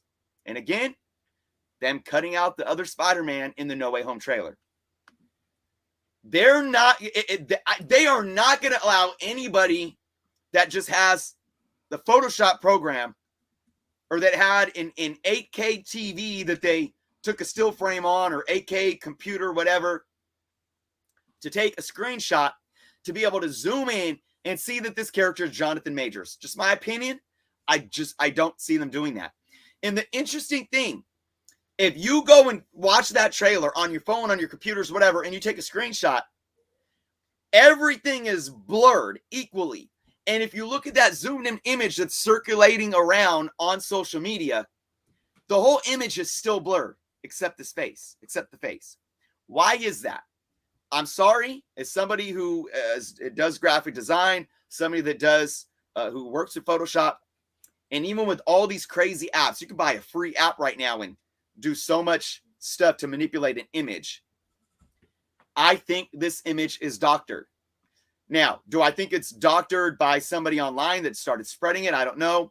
Or maybe it's Marvel Studios doing their own doctoring to fool us. I don't know. But regardless, now here's the thing. Could this character be Superior Iron Man? Absolutely. It could be Superior Iron Man in a way that we've never seen before, because Marvel Studios likes to take things from the comics, but maybe, switch things up again. It could be a Superior Iron Man that's a dude that we don't even know, or it could be a dude playing a dude that's playing another dude. You don't know. It could be Monica. It could be Maria. It could be Jonathan Majors in some form. But to spend this kind of money on a book that was a $5 book, maybe a $10 book in a high grade, I thought it was crazy that people were spending $60 on this book. Now people are spending, what was it again? $192 or something. $192, $125 on the second print, and $90 for a freaking graphic novel version. It's just crazy. Yeah, this is one of those things, man. It's when I had mentioned earlier that there was another book on the list that really I had feelings about. This is that book, and I was hoping you would bring it up, Chris. I really appreciate you bringing it up, because this is such a spectacularly bad buy. I have a copy from when it came out, and at this time I was buying everything, and that's just the way I was. But I'm selling. I'm sorry. Smoke them if you got them. This is one at $192. I will buy it back later at a cheaper price to fill in the hole. I'm half tempted to go over to the S's over here and just pull it out and list it on eBay because I didn't realize that it had hit $192. And now, like, my butt's itching to get over to the boxes and pull it out and sell it. Well, just so again, this is from last Monday. This list, I know. So who knows what? No. These numbers are as of today. Okay. As of midnight last night. Not bad. The high from last week was 59. I go into this. Get it, Tony. Jeff. This is the revamping of the top 10 because Get it, Tony. I might have to. That's dinner money, man. I mean, that's lobsters. I do believe. Don't quote me. What is today? Today's the 27th. I think that sale was on the 25th. So that was 2 days. It's recent enough. It's close enough. I mean, again, smoke them if you got them. If I get a $140 out of it, I'm happy. I mean, this is one of those books that's been sitting in my bin. I'm not kidding you. I have 40,000 to 50,000 comic books. I've been doing this, 37 years. And I mean, I just have way too much that when something like this comes up, I'm just like, all right, time to sell. So, yeah, I mean, absolutely. Again, and this book is not near and dear to your heart, is it? No, not even close. Exactly. So again, why not? That's insane. That's absolutely insane. Especially $90 for the trade paperback. Like, are you kidding me? Sadly, I think I saw these in Ollie's not too long ago. Ollie's is a discount chain that has Marvel hardcover graphic novels super cheap. And I want to say I saw these probably 2-3 months back in an Ollie's. Man, I wish I had grabbed a stack of them. Unreal. Yeah, you would have been more than dinner money right there. Maybe a down payment for another house. That's a little bit of an exaggeration. But anyways, all right. So Chris, anything else to add to this book, or Tony? I'm angry now. It's just, it's and look at this. Here's the thing, and Tony, this goes back to what you were saying about, explore your options. There's a book right now. I mean, it doesn't look near mint. Maybe a very fine copy. I can't tell. There's a lot of pictures, but there is a copy that's selling on Mercari right now. First print for $30. So, there it is. So, and again, I mean, it's not a beat up copy. It's not near mint, but still, if you do want to spec and spend a little money, just still be patient, guys, and explore your options. But I don't really think outside of that, I have anything else to say. I think even if we do get this, even if this turns out to be some iteration of Superior Iron Man, this would be a one and done in my humble opinion. So I just, to Tony's point too, I can't spend more than, I mean, if I was an Iron Man fan and I didn't own the book, maybe I'd spend $25. Maybe I'd send a best offer and offer $25. But if it's not that, I'm not even touching it. Nope, not at all. But that right there ends the top 10 hottest comics of the week. We're going to have a new revamp segment next week or the week following. But that was an interesting 3 books right there, Chris. Again, we always say that interesting doesn't mean good. Doesn't always mean good, because we've seen some absolute stinkers on here that Chris just went off on. So just want to point that out. So right there. All right, Tony. Sir. You're doing all right, man. You really are. You're holding it down. But this right here, this segment coming up, is where you're going to make your money, which we don't pay you at all. When do I get the check? I'll be honest with you. I'm old, man. I'm just happy to be awake at this hour. So, Tony, stop saying you're old. I think we're the same age. Jeff, I was outside today on the baseball field. My knees hurt. My shoulder's a bag of glass. I'm running around with 12-year-old kids who were, just making me feel old. And it was cold, man. It was cold out there. Yeah. So all my joints are like frozen. I just feel old today. Okay, you know what? You don't look it. You don't sound it. You're still all there. Stop it with that. Just stop it. I'm not going to allow you to talk like that, because you have a responsibility coming up right now. This is huge, because right here, Chris, we do a segment, and remind me what it's called again. Fresh from the comic shop. Live from the pressing salon. That is right. Each week we ask you, our audience, to show us your fresh gets in your collection. If they are new to your collection, we want to see them. Post them on Instagram. Send them to us. Tag us at Comic Book Canon. Hashtag FFTCS. Because right now, it is time for Fresh from the Comic Shop. It is time to show our winner from the month of February. It is time to make a huge announcement on the prizes you will be able to win going forward. Fresh from the Comic Shop, FFTCS. Chris, you excited? Absolutely. Tony, you excited? Oh, absolutely. Okay, but before we get into that, we have to acknowledge a winner. This is like the Susan Lucci of Fresh from the Comic Shop right here. That's right. Look at that with the Punisher right there. This was a close one, guys. Absolutely. But we got Cover Junkie Comics beating out Raw Dog Comics. Louis. Yep, Louis Logic. Look at that, 52 to 48%.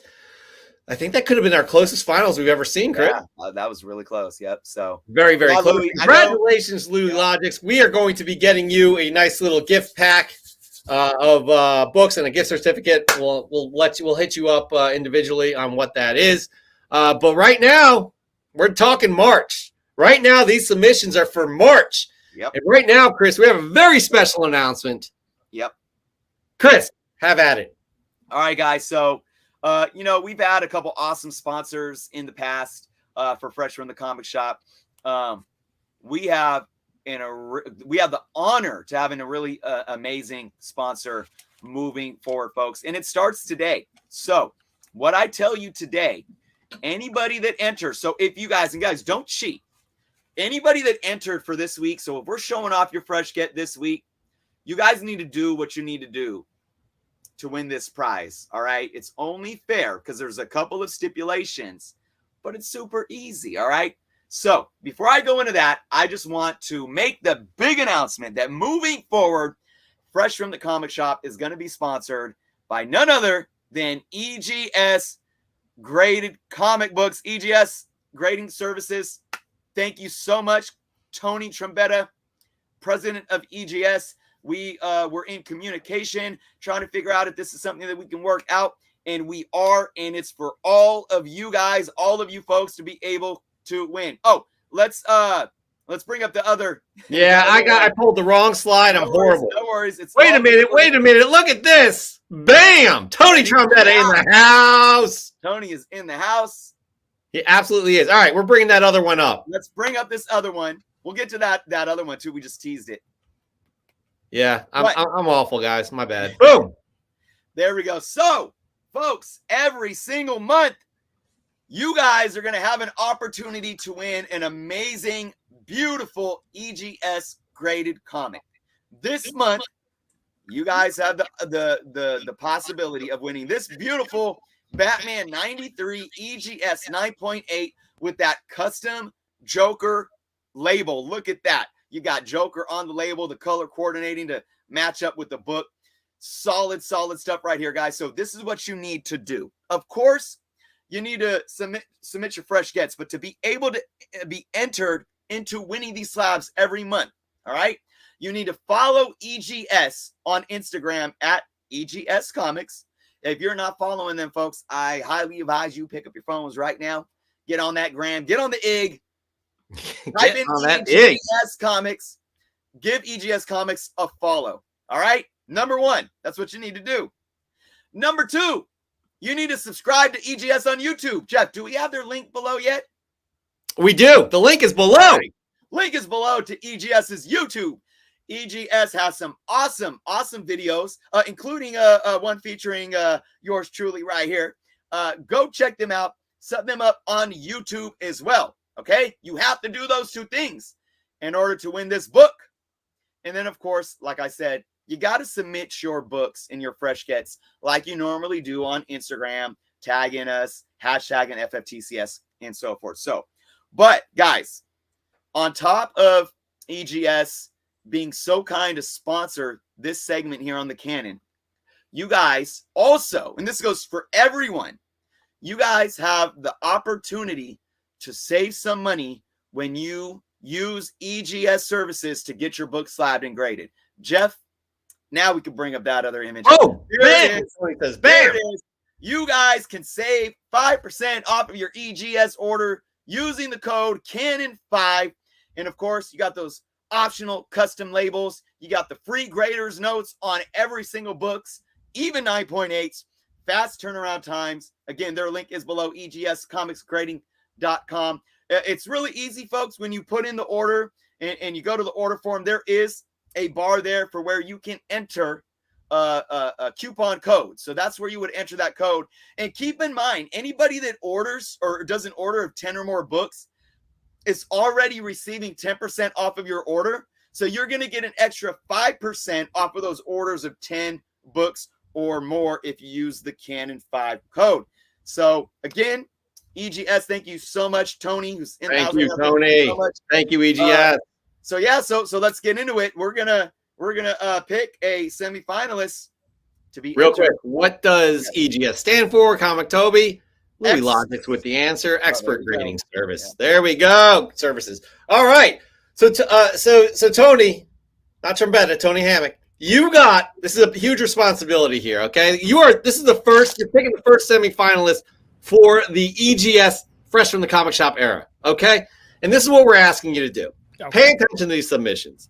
What we're looking for, these books, you're going to see some unique books. You're going to see some fun pictures. But what we were looking for are 3 different pieces of criteria. First is presentation. How well composed the shot is. How creative the shot is. How fun the shot is. How aesthetically pleasing the shot is. Those kinds of things. All of that, I'm sure, as you say, you're old, so you probably know what that means. Unique. I know words. How unique the book is. Again, it doesn't have to be a $50,000 book, but it could be something that is obscure, you've never heard of before, and it piques your interest. And finally, this goes a long way for Chris and I. A story, something with heart, something that means something to the person submitting it. It could be something that reminds them of their grandfather, or a dear friend gave him this book and got him into comic books, those kinds of things. So we look for those types of stories there. With that, do you have any questions on the criteria? I think I got it. All right, because you're a smart guy and you're old, as you said. I'm going to stop saying again. I think we're the same age, so I'm going to stop. I think we are, Jeff. To be honest with you, I think in our previous conversations we've established that you're old too. So I'm not old. I've never, Chris. Have I ever said I'm old? No, but you know what though? Just to kind of plead the fifth to even answering that question, I think, Tony, with your permission, I'm gonna get some shirts made that says #I know words. There you go. Man. It's not trademarked. It's all you. Yeah. All right, here we go. We're starting off with E. Marvell, the 1 in 1,000 Hulk, number 4 by Donna Case and Ryan Otley. Bro, just take my money, he says. I mean, that thing is gorgeous. And this is something with the Marvell here, Tony. Just the way he composes his shot with his interesting lighting, it's really always a treat. This book, though, what's that? I love the lighting. I mean, it's just working with this book. It's absolutely, the green pops. So it's a great cover, great book. E. Marvell, another great submission. He was a semifinalist recently. Oh, another thing we forgot to mention, Tony. Those who have won are not eligible to win. Okay. So we'll keep you honest on that, even though you probably don't have a list. Moving on. Marvel Man 616 Comics, Doctor Strange, number 1, the first solo titled series. Officially, the earlier Doctor Strange title was renamed from Strange Tales and continued numbering with issue 169. First appearance of Silver Dagger, a cardinal who practiced black magic. Look, this is just a class. I love this cover. Love it. Good stuff there. Marvel Man 616. Next up, Into Oblivion. Speaking of covers, this is a great homage right here. Flash number 7, beautiful cover swipe variant that pays homage to the first appearance of the Reverse Flash from Flash 139 by the late, great Darwin Cook. I do like this take, guys. Really, really do like that take. Next up, we have Sicilian Comics. Always interesting picks from him.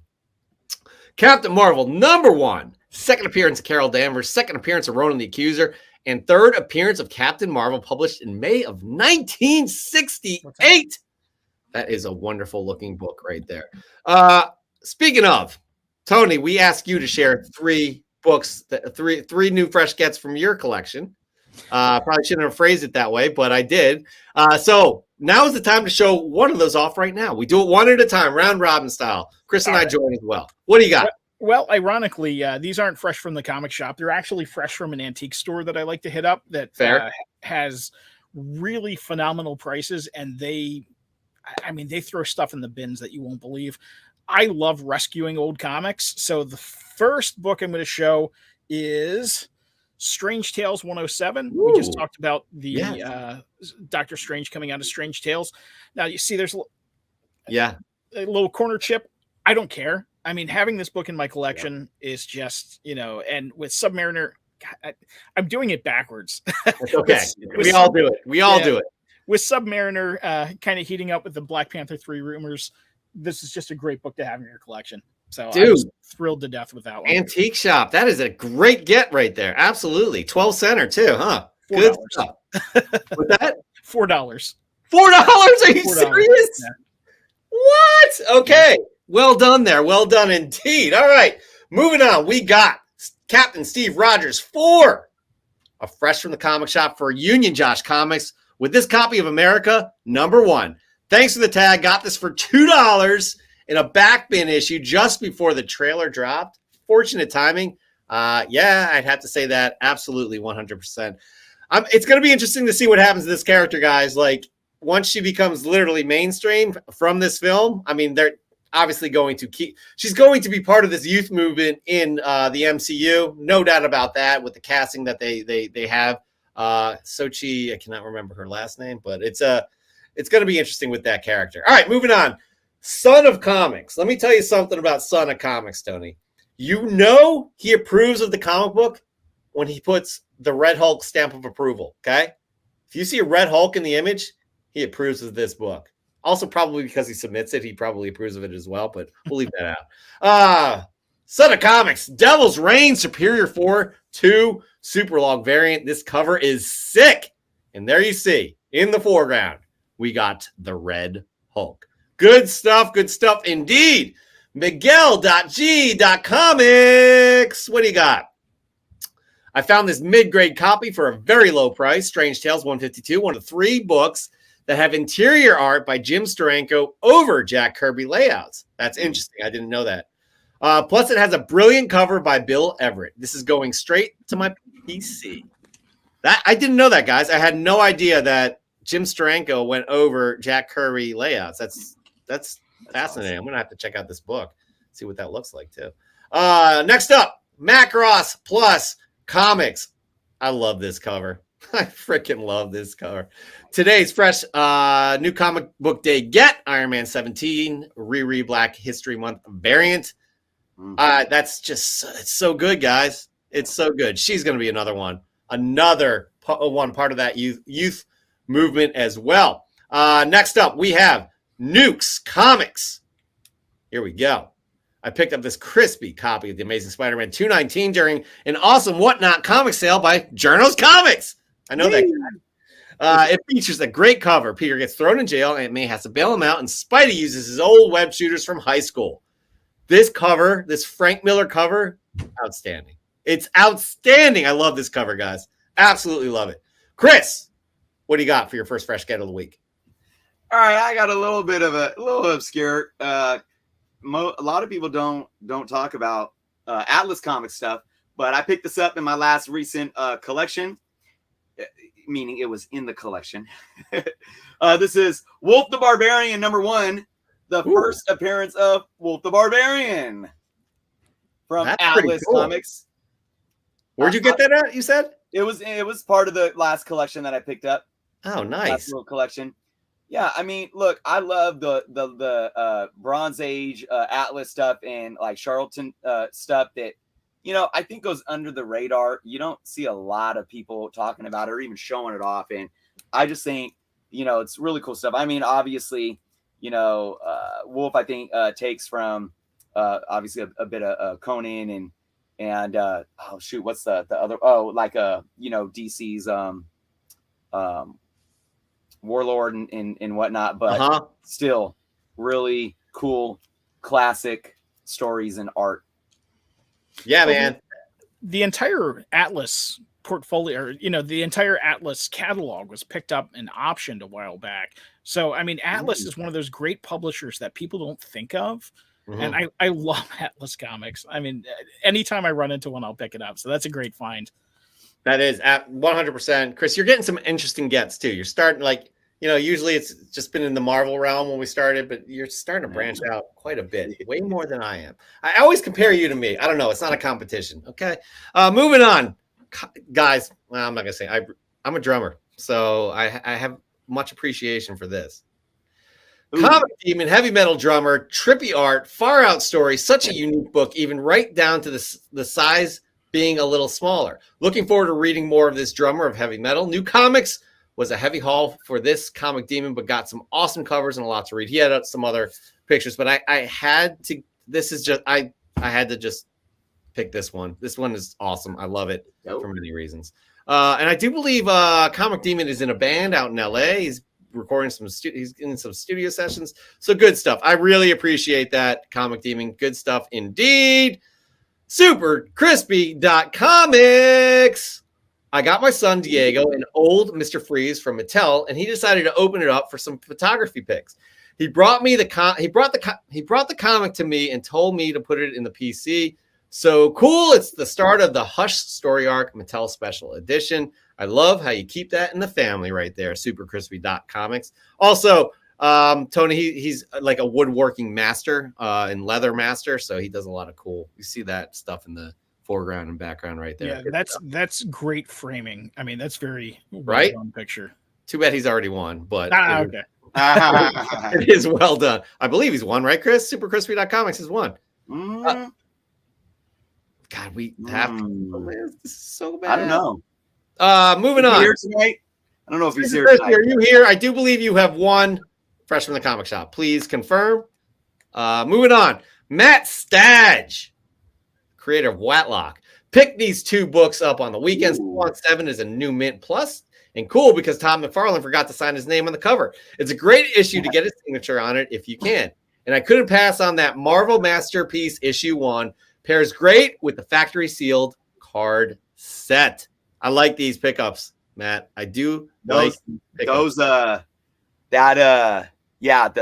Masterwork or Masterpiece. Or is it Masterworks or Masterpiece for the card? I think it's Masterpiece, right? The trading card variants. Yeah, I think it's Masterpiece.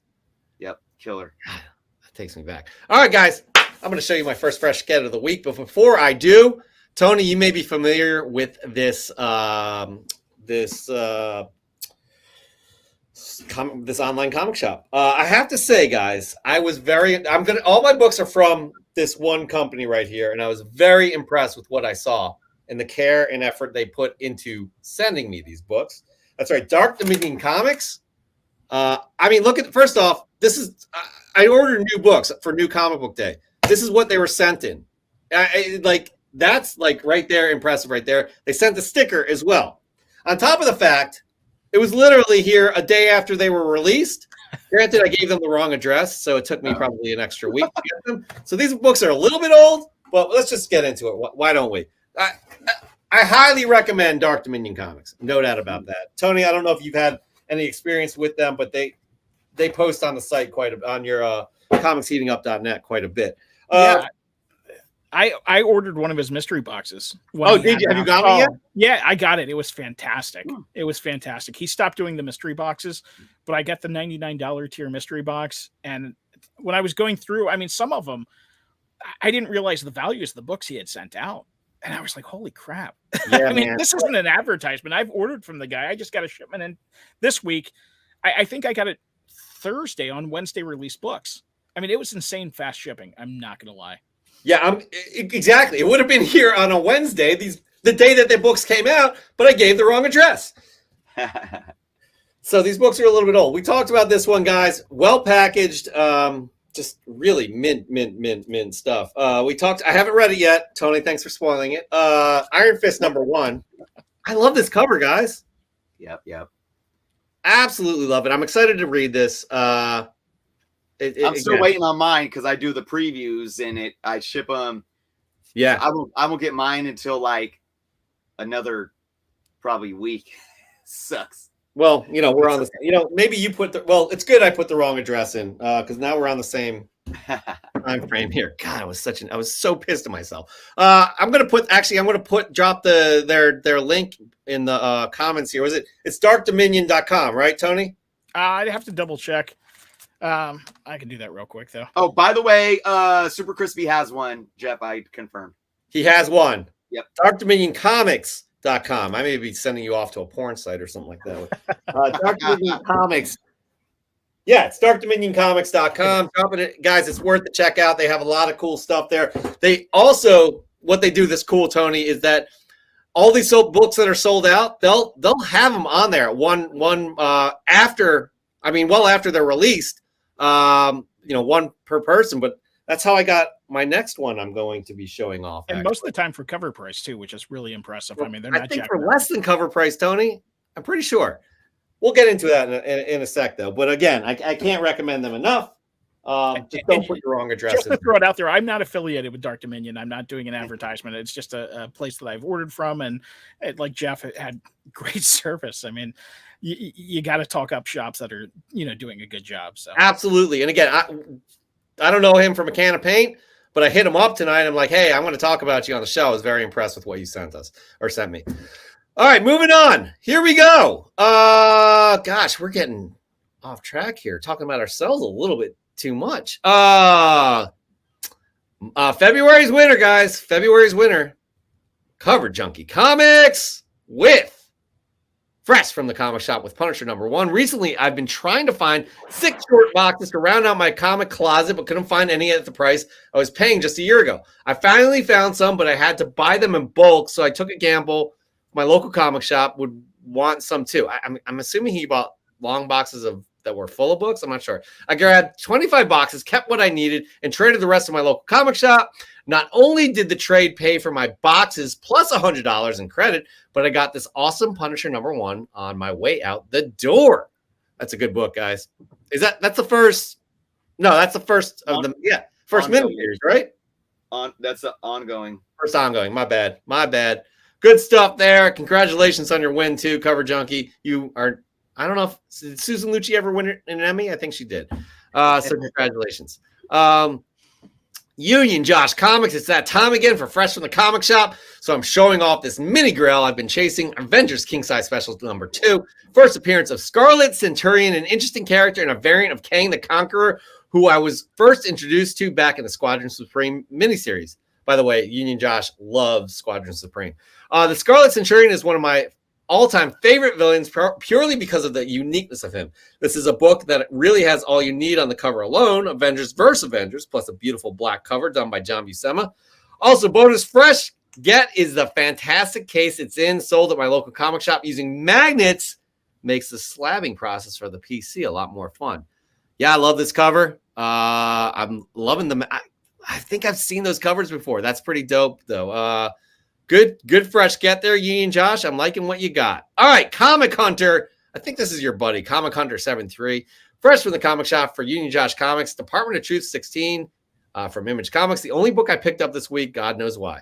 I'm not sure if he's like being sarcastic when he says God knows why, or if he's like, I have no idea why I bought this.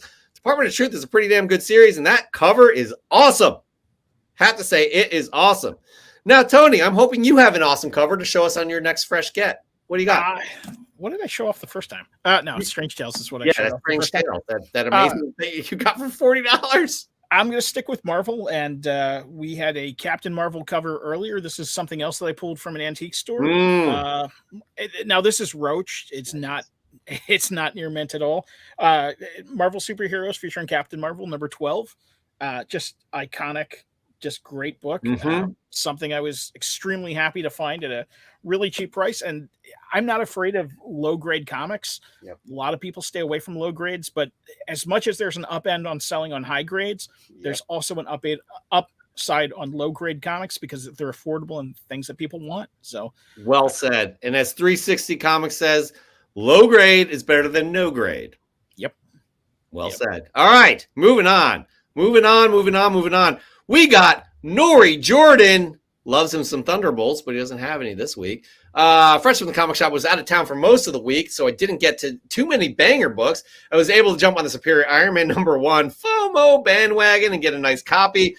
I was also able to grab some Devil's Reign issues and variant covers. Perhaps my favorite of the week is a Gambit comic where my favorite character, Bullseye, is featured. This makes 2 weeks without any Thunderbolts, so next week I'm bringing some good ones. Take care, everyone. 2 weeks without any Thunderbolts from Nori Jordan is it's strange. All right, Mark Lennocker. He got his big grail, so I think he did. It's like everything's downhill. Yeah, everything's downhill.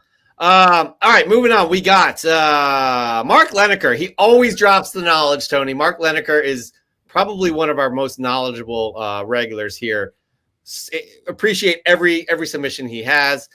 This one is no different. Destroy Duck #1 is not a comic I ever expected to find in the wild, but there it was. The only comic in a Brooklyn bookstore that otherwise specialized in art and underground books and magazines. Written by Steve Gerber and drawn by Jack Kirby, it was produced to help Gerber in his legal battle with Marvel over ownership of Howard the Duck. Gerber eventually acknowledged it was a work for hire, and the case was dismissed. The title ran for 7 issues until 1984. Of course, most people know of it because issue 1 was the first appearance of Sergio Aragonés' Gru the Wanderer. That is some excellent comic book history right there. No doubt about that. Chris, your second fresh get of the week. Oh, you're not Chris. You're Tony. What do you got? All right, so more collection grabs. I've been telling people, man, I really wish I would have. Tony's gonna like this. Talking about the horror genre. I really wish I was into horror more when I was younger collecting. I didn't really get into them until, probably the last few years. And when I did, I'm just like, just the art alone, and the aesthetics of those classic horror stuff leading into, the Bronze Age. And this run right now, I'm telling you, man, Tomb of Dracula 37. So not a huge key out of the run, but I just think that this run in general has been, peaking. And getting more sought after. I do believe that obviously, the Blade books for those obvious reasons, but I do believe that we're going to get a Dracula in the MCU. I don't think that's a far-reaching kind of what's the word? Where you kind of look towards the future and make a proclamation. What's the word I'm looking for? Speculation. Far-reaching. Yeah. Estimation. Yeah. Yes. I'm just going with rhyming words now. So we're not on Fridays anymore, so I can't be like, man, it was a long week. Prediction. Prediction. There's the word. See, Chris. Oh my gosh. I know words. I know words.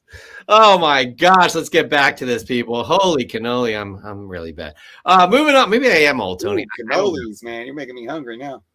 All right, moving on. We got Raw Dog Comics.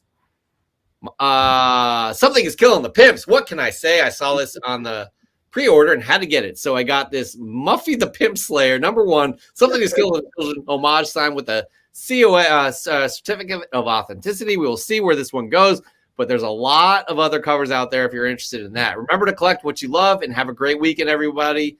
Love is the key. Raw Dog, we appreciate you, man. You came in second this month, but you're always kind of first with everybody else who's first in our hearts or something like that. Moving on, we got Sarah Marshall 007. My wife and I recently rewatched Star Wars The Empire Strikes Back. As you all know, Luke discovers that Darth Vader is his father in this film. Since becoming a father myself, it never occurred to me to think of when Darth Vader first found out Luke was his son. The movie never shows that exact moment of realization, but Star Wars Darth Vader issue 6 from 2015 does. And it adds more depth to Darth Vader's transformation in Return of the Jedi. I just had to grab both the first and second print. Loving this, loving the story. Again, Saul Marshall has really, really given some amazing submissions lately. Inspired from becoming a father. And that one right there, I love how he ties it in. He's been a semifinalist. But he has not won. So I just want to point that out. Moving on. The little Lego shit too. Yep. Let me bring that up again. Yep. Amazing. Absolutely amazing. Loving it. All right. Our second fresh get of the week. Again, from Dark Dominion Comics. Tony, this is one of the ones I was talking about where I found this is one per customer. It was way after the fact of everybody scrambling to find this book. I got it for less. I think he sells it for less than cover. I'm not sure, but Strange Academy number 15, the first cover appearance of Gaslamp, right there. Dark Dominion Comics, it was available. Check out that site. They don't pay us. I'm just very impressed by them. Very from that same order. Yeah, all of these books are from that same order of books I couldn't get. So, no, I ordered the Iron Fist early, but this one I couldn't get. I was very happy to find it on there. So that's good stuff. Good stuff indeed. All right, moving on to more good stuff. We got C to the G. Chris and Tony, this is a first. This is an absolute first. This is an homage to another one of our audience members. Oh, nice. That's nice. Channeling my inner, and you'll get this, Tony, in a few minutes here. Channeling my inner Kamikaze with this shot. This might be the first homage shot on comic book canon. For a fact, it is. C to the G. Well done. Fresh from the comic shop, some 1980s nostalgia. Can't have one without the other. The first issue print of Aliens and Predator from Dark Horse Comics. That is so well done. That's awesome. That's awesome. I love it. I'm a fan of Aliens and Predator, so seeing the Dark Horse books, man, I mean, I just love it. Love that. Especially the fact they're getting more love with Marvel acquiring the rights to produce new stories and all that good stuff. So we'll see what that means for other property or other media. Your third fresh get of the week, Tony. What do you got? Again, so this one I pulled two recent antique store finds. I'm going to show you a comic shop find, and this is a place that I used to frequent, and the owner died, and so they were liquidating stuff. There it is. Oh, look at that! Yeah. First appearance, Dead Man, right? Strange Adventures. Yep. Number. My eyes are bad. 205. First appearance of Dead Man. God, I mean, it's just an iconic cover. I got it for a steal. And for me, more than anything, it's a connection to the owner of the shop. He passed away. He had this on his wall forever. Overpriced, but he loved this book. And then his son knew I loved the book and sold it to me. So that's awesome, man. I'm sorry to hear about him passing away. You become friends with these people. You know what I mean? And it's like the pandemic has really fucked that up, but also in a way, it's brought everybody closer together too. So that's really unfortunate. I'm sorry to hear of your loss, because I'm sure this person was somebody you saw on the regular. So he really was, and not to derail things. I mean, he reminded me a lot of my father, and he was just a cool old guy, just old school comic shop owner. Yeah, those are the best. Those are absolutely the best. All right, so we're gonna move on to our next submission here. We got Neil Floyd, 79. Fresh from the comic shop. Thanks for holding this so long. To my local comic shop, Lemon Juice McGee's Comic Cavalcade. That Lemon Juice McGee's Comic Cavalcade. That is a great name for a comic book shop. Love it. Good stuff. Good stuff indeed. Neil Floyd, 79. And here we go, Tony. This is the person that he's a winner too. He's also an alumnus. He's a guest co-host as well of the canon. Kamikaze. See, look at that. Beautiful. Well composed. If the comic fan will permit me, I'm going to switch out Star Wars 42 on my 2022 hit list to this issue 68. Truthfully, the cover is way better, and the Mandalorian connecting as well. And I also dig origin stories. If so, I present this absolute beauty of a copy I found this week. I love it for huge Star Wars Saturday, fresh from the comic shop. Good stuff. And that gives you an idea of what C to the G was doing. We'll switch it off right there just to show you again, because this is just Kamikaze right there at his best. All right, Chris, your third fresh get of the week. What do you got?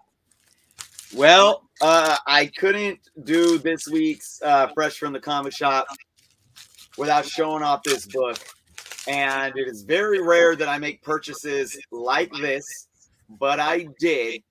And Tony Trombetta already knows what's up. Time out. Oh, I'm gonna. Okay, I got it ready. Go ahead. All right, here we go. Edge of Spider-Verse, number 2. Okay, right there, Tony Trombetta. Facsimile. Yeah, this is the Mayhew exclusive variant. Beautiful. This is honestly, I think this is one of the most beautiful covers I've ever seen in my life. At least, modern type covers. A beautiful variant. And this book will be sent off to EGS to get graded and to get a custom label that's going to really reflect the colors that you see in this book. I can't wait for that to happen. But I mean, this is just, I got it from KRS Comics. I think it was only like, I think it was $19.99 at the most, 20 at the most, 15, 20. Outstanding. I rarely pay money for variants, but when I saw this, Tony's going to do it justice, especially with those. I mean, if he incorporates those colors in there, get out of here. It's going to be amazing. All right. Good stuff right there. By the way, Tony Hammock, the last book you brought up, The Dead Man, Prince Zodiac. If he says he bought that for $4, I'm logging off. No, that was not $4. I mean, the other two were definite. I think I paid honestly $1 for the Marvel superheroes. Come on. I kid you not. I pulled. I find stupid shit from time to time, and it amazes myself. I got a Batman 181 for $5. Wow. Yeah, it happens to the best. It really does happen. If you guys are out there and hunting it, it will happen to you from time to time, and it's a great feeling. Huh? Oh, God, there's nothing better. I'm sorry. There are a lot of other things I could say that are better than that, but it is a great feeling. All right, moving on here. We got Thanos wins with a V. I found this beautiful copy of Godzilla #2 from 1977 on a recent visit to Galactic earlier this week. A really cool addition to the PC. I'm digging that. Absolutely. Look at that. I like that cover. I do like that cover. Good stuff there. Wins.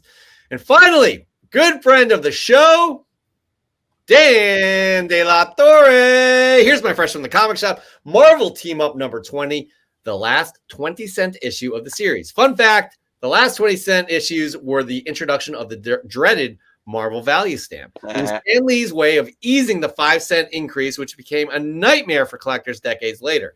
My issue does indeed have the value stamp, plus a cool advertisement of Doc Ock marrying Aunt May in The Amazing Spider-Man 131. Good stuff, Dan. That's a Mark Lennocker nugget right there, but we appreciate it. Actually, Dan brings a lot of good nuggets too. So right there, guys, Tony, right there, that is all of our submissions. You have a job to do. And while you're doing that, I'll give you some time to think it over while I show my third fresh get of the week. Again, Dark Dominion Comics sent me this. Guys, I couldn't find this issue. I could not find this issue in local comic book shops. And this was another example of it being on Dark Dominion Comics. And, one per customer, but I was so happy to get this. Chris, I think you had this a couple weeks ago. This is Moon Knight #7. No. Raza variant. Oh, I mean, how cool is this cover?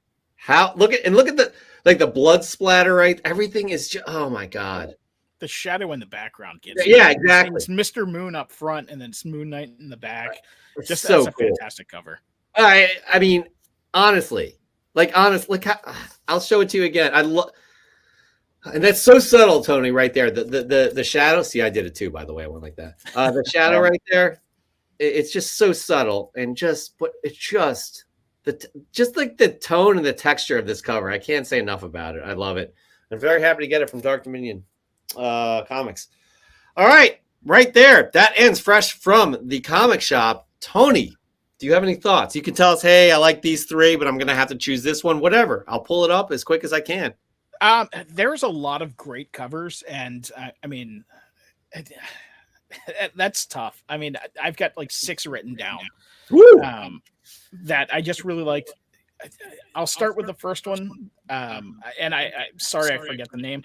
The Hulk cover, that the way he did it with the lighting, like you said, the green pop.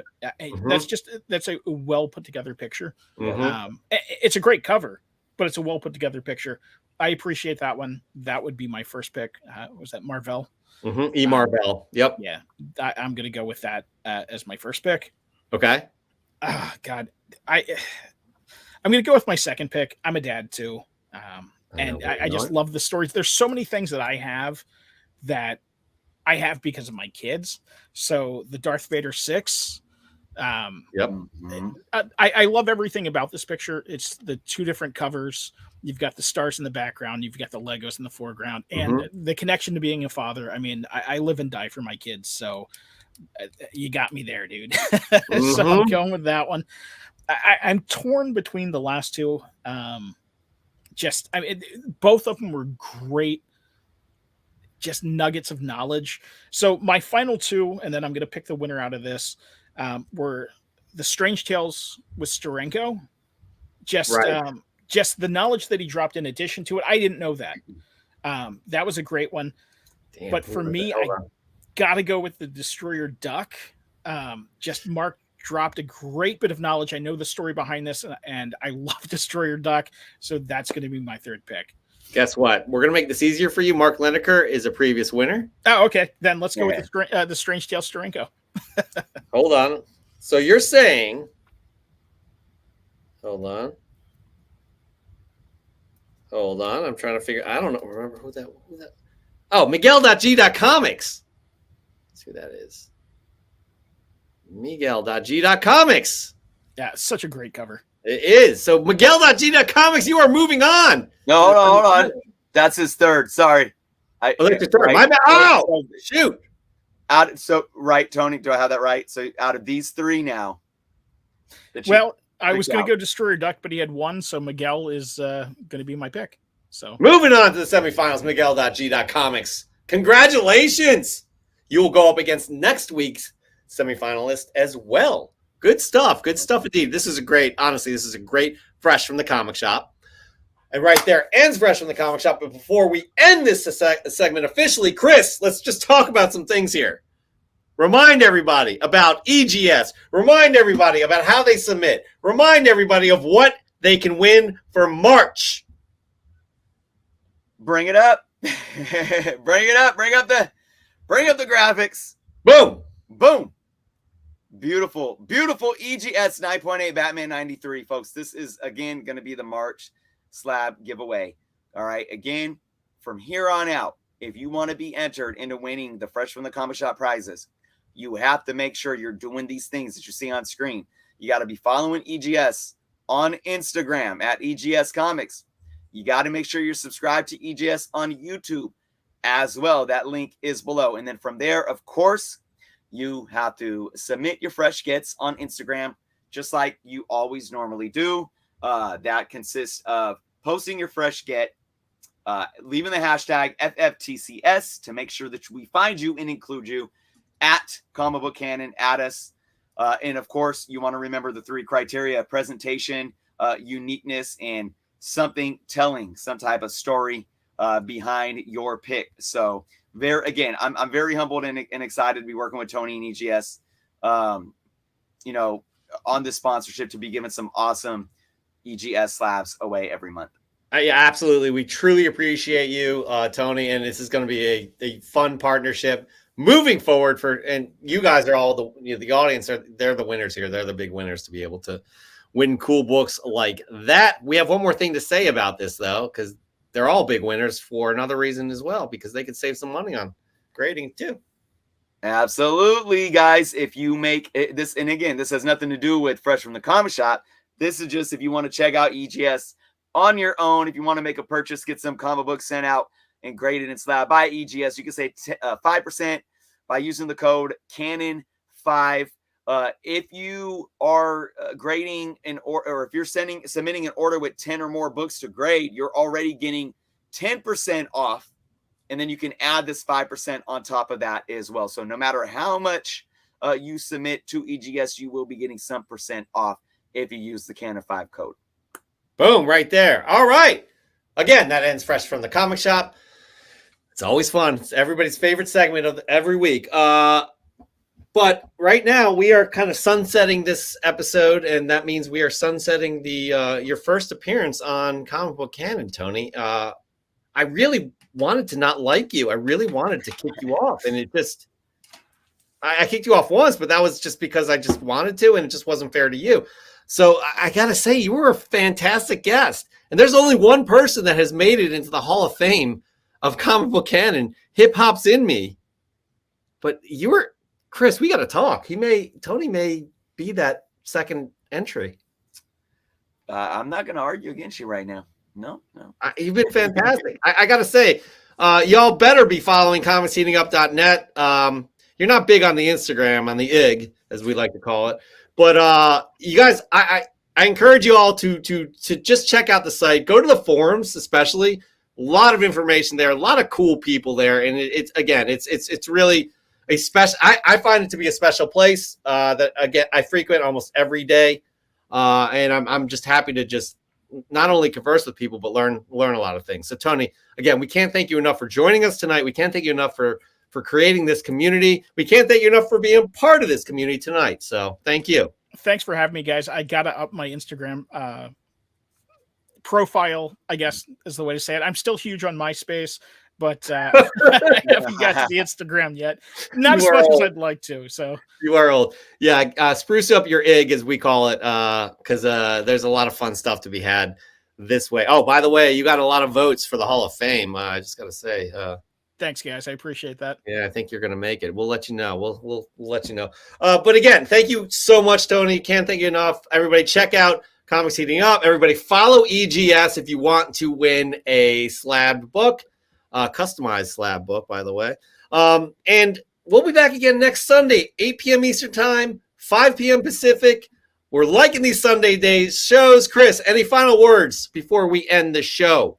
Final words. Remember, guys, we are still celebrating our 1K, reaching that 1K mark. We're going to be having another prize to give away next Sunday. So make sure you're here hanging out and, bring friends, tell a friend. So there's that. I want to thank Tony Trombetta and EGS again for this new sponsorship that we're rolling out. And again, to all you guys for submitting every single week. And Tony here tonight, thank you so much for joining, adding so much to the show. And again, for folks that don't know about Comics Heating Up, we really talk about resources that provide instantaneous information these days. And, there's a lot of things out there like the Key Collector app or, cover price for sales data and things like that. Comics Heating Up, I think, is definitely another one. And this is the one thing I want to say too, just to kind of close on this, is that although I'm not, I'm not like Jeff where I'm, super present on it, but I got it as a favorite on my browser and I'll go there and check it out. I will say too, it's very interesting to know that there are a lot of platforms out there where, and it's in all walks of life, but I see it a lot with comic books. We can't even have a conversation with people on certain social media forums without it getting ugly and getting nasty. So again, to have a platform where, you can really, I think collectors can be very welcomed from what I've seen, especially new collectors coming in the hobby and wanting to learn. Because I think a lot of us, whether we're new to the hobby, whether we're younger or we're just getting introduced, or whether because there's a lot of people, and I've seen this ever since, I've started YouTube a lot, but even before that, there are always people that are around our age or even older, maybe a little younger, that have been out of comics to say, I'm just hopping back into comics for the first time in 10 years. I'm back into comics for the first time in 20 years and 25 years. And, things like your site, it really provides so much for not only a product that we can sit and purchase and enjoy, but for something that really is on a much deeper level, a community. So I applaud you for all the work that you've done and want to say thank you and appreciate you for doing that. Thanks, man. Honestly, I love comic books. I have since I was a little kid. My mom got me a Sears comic book collector's kit as a kid. And I mean, there's nothing I love more than hearing somebody say, I've been out of comics 10 years. I found your site and now I'm back into it, man. I mean, that just feels good to bring people back into the hobby and keep, the hobby going. It's something I love and, it's something I want to see flourish. So. Well, you're definitely a part of that. By the way, you may actually owe us thanks because it looks like you got a new nickname. It's called your $4 Tony. So you're welcome for that. All right, everybody. Again, next Sunday, 8 p.m. Eastern Time, 5 p.m. Pacific Time. We'll also be posting our 1K giveaway, what it will be this week, so you can look forward to that. Follow Tony on EGS. Really appreciate you being part of the show going forward. Again, everybody be good to yourselves, be good to others, and we'll see you soon. Peace.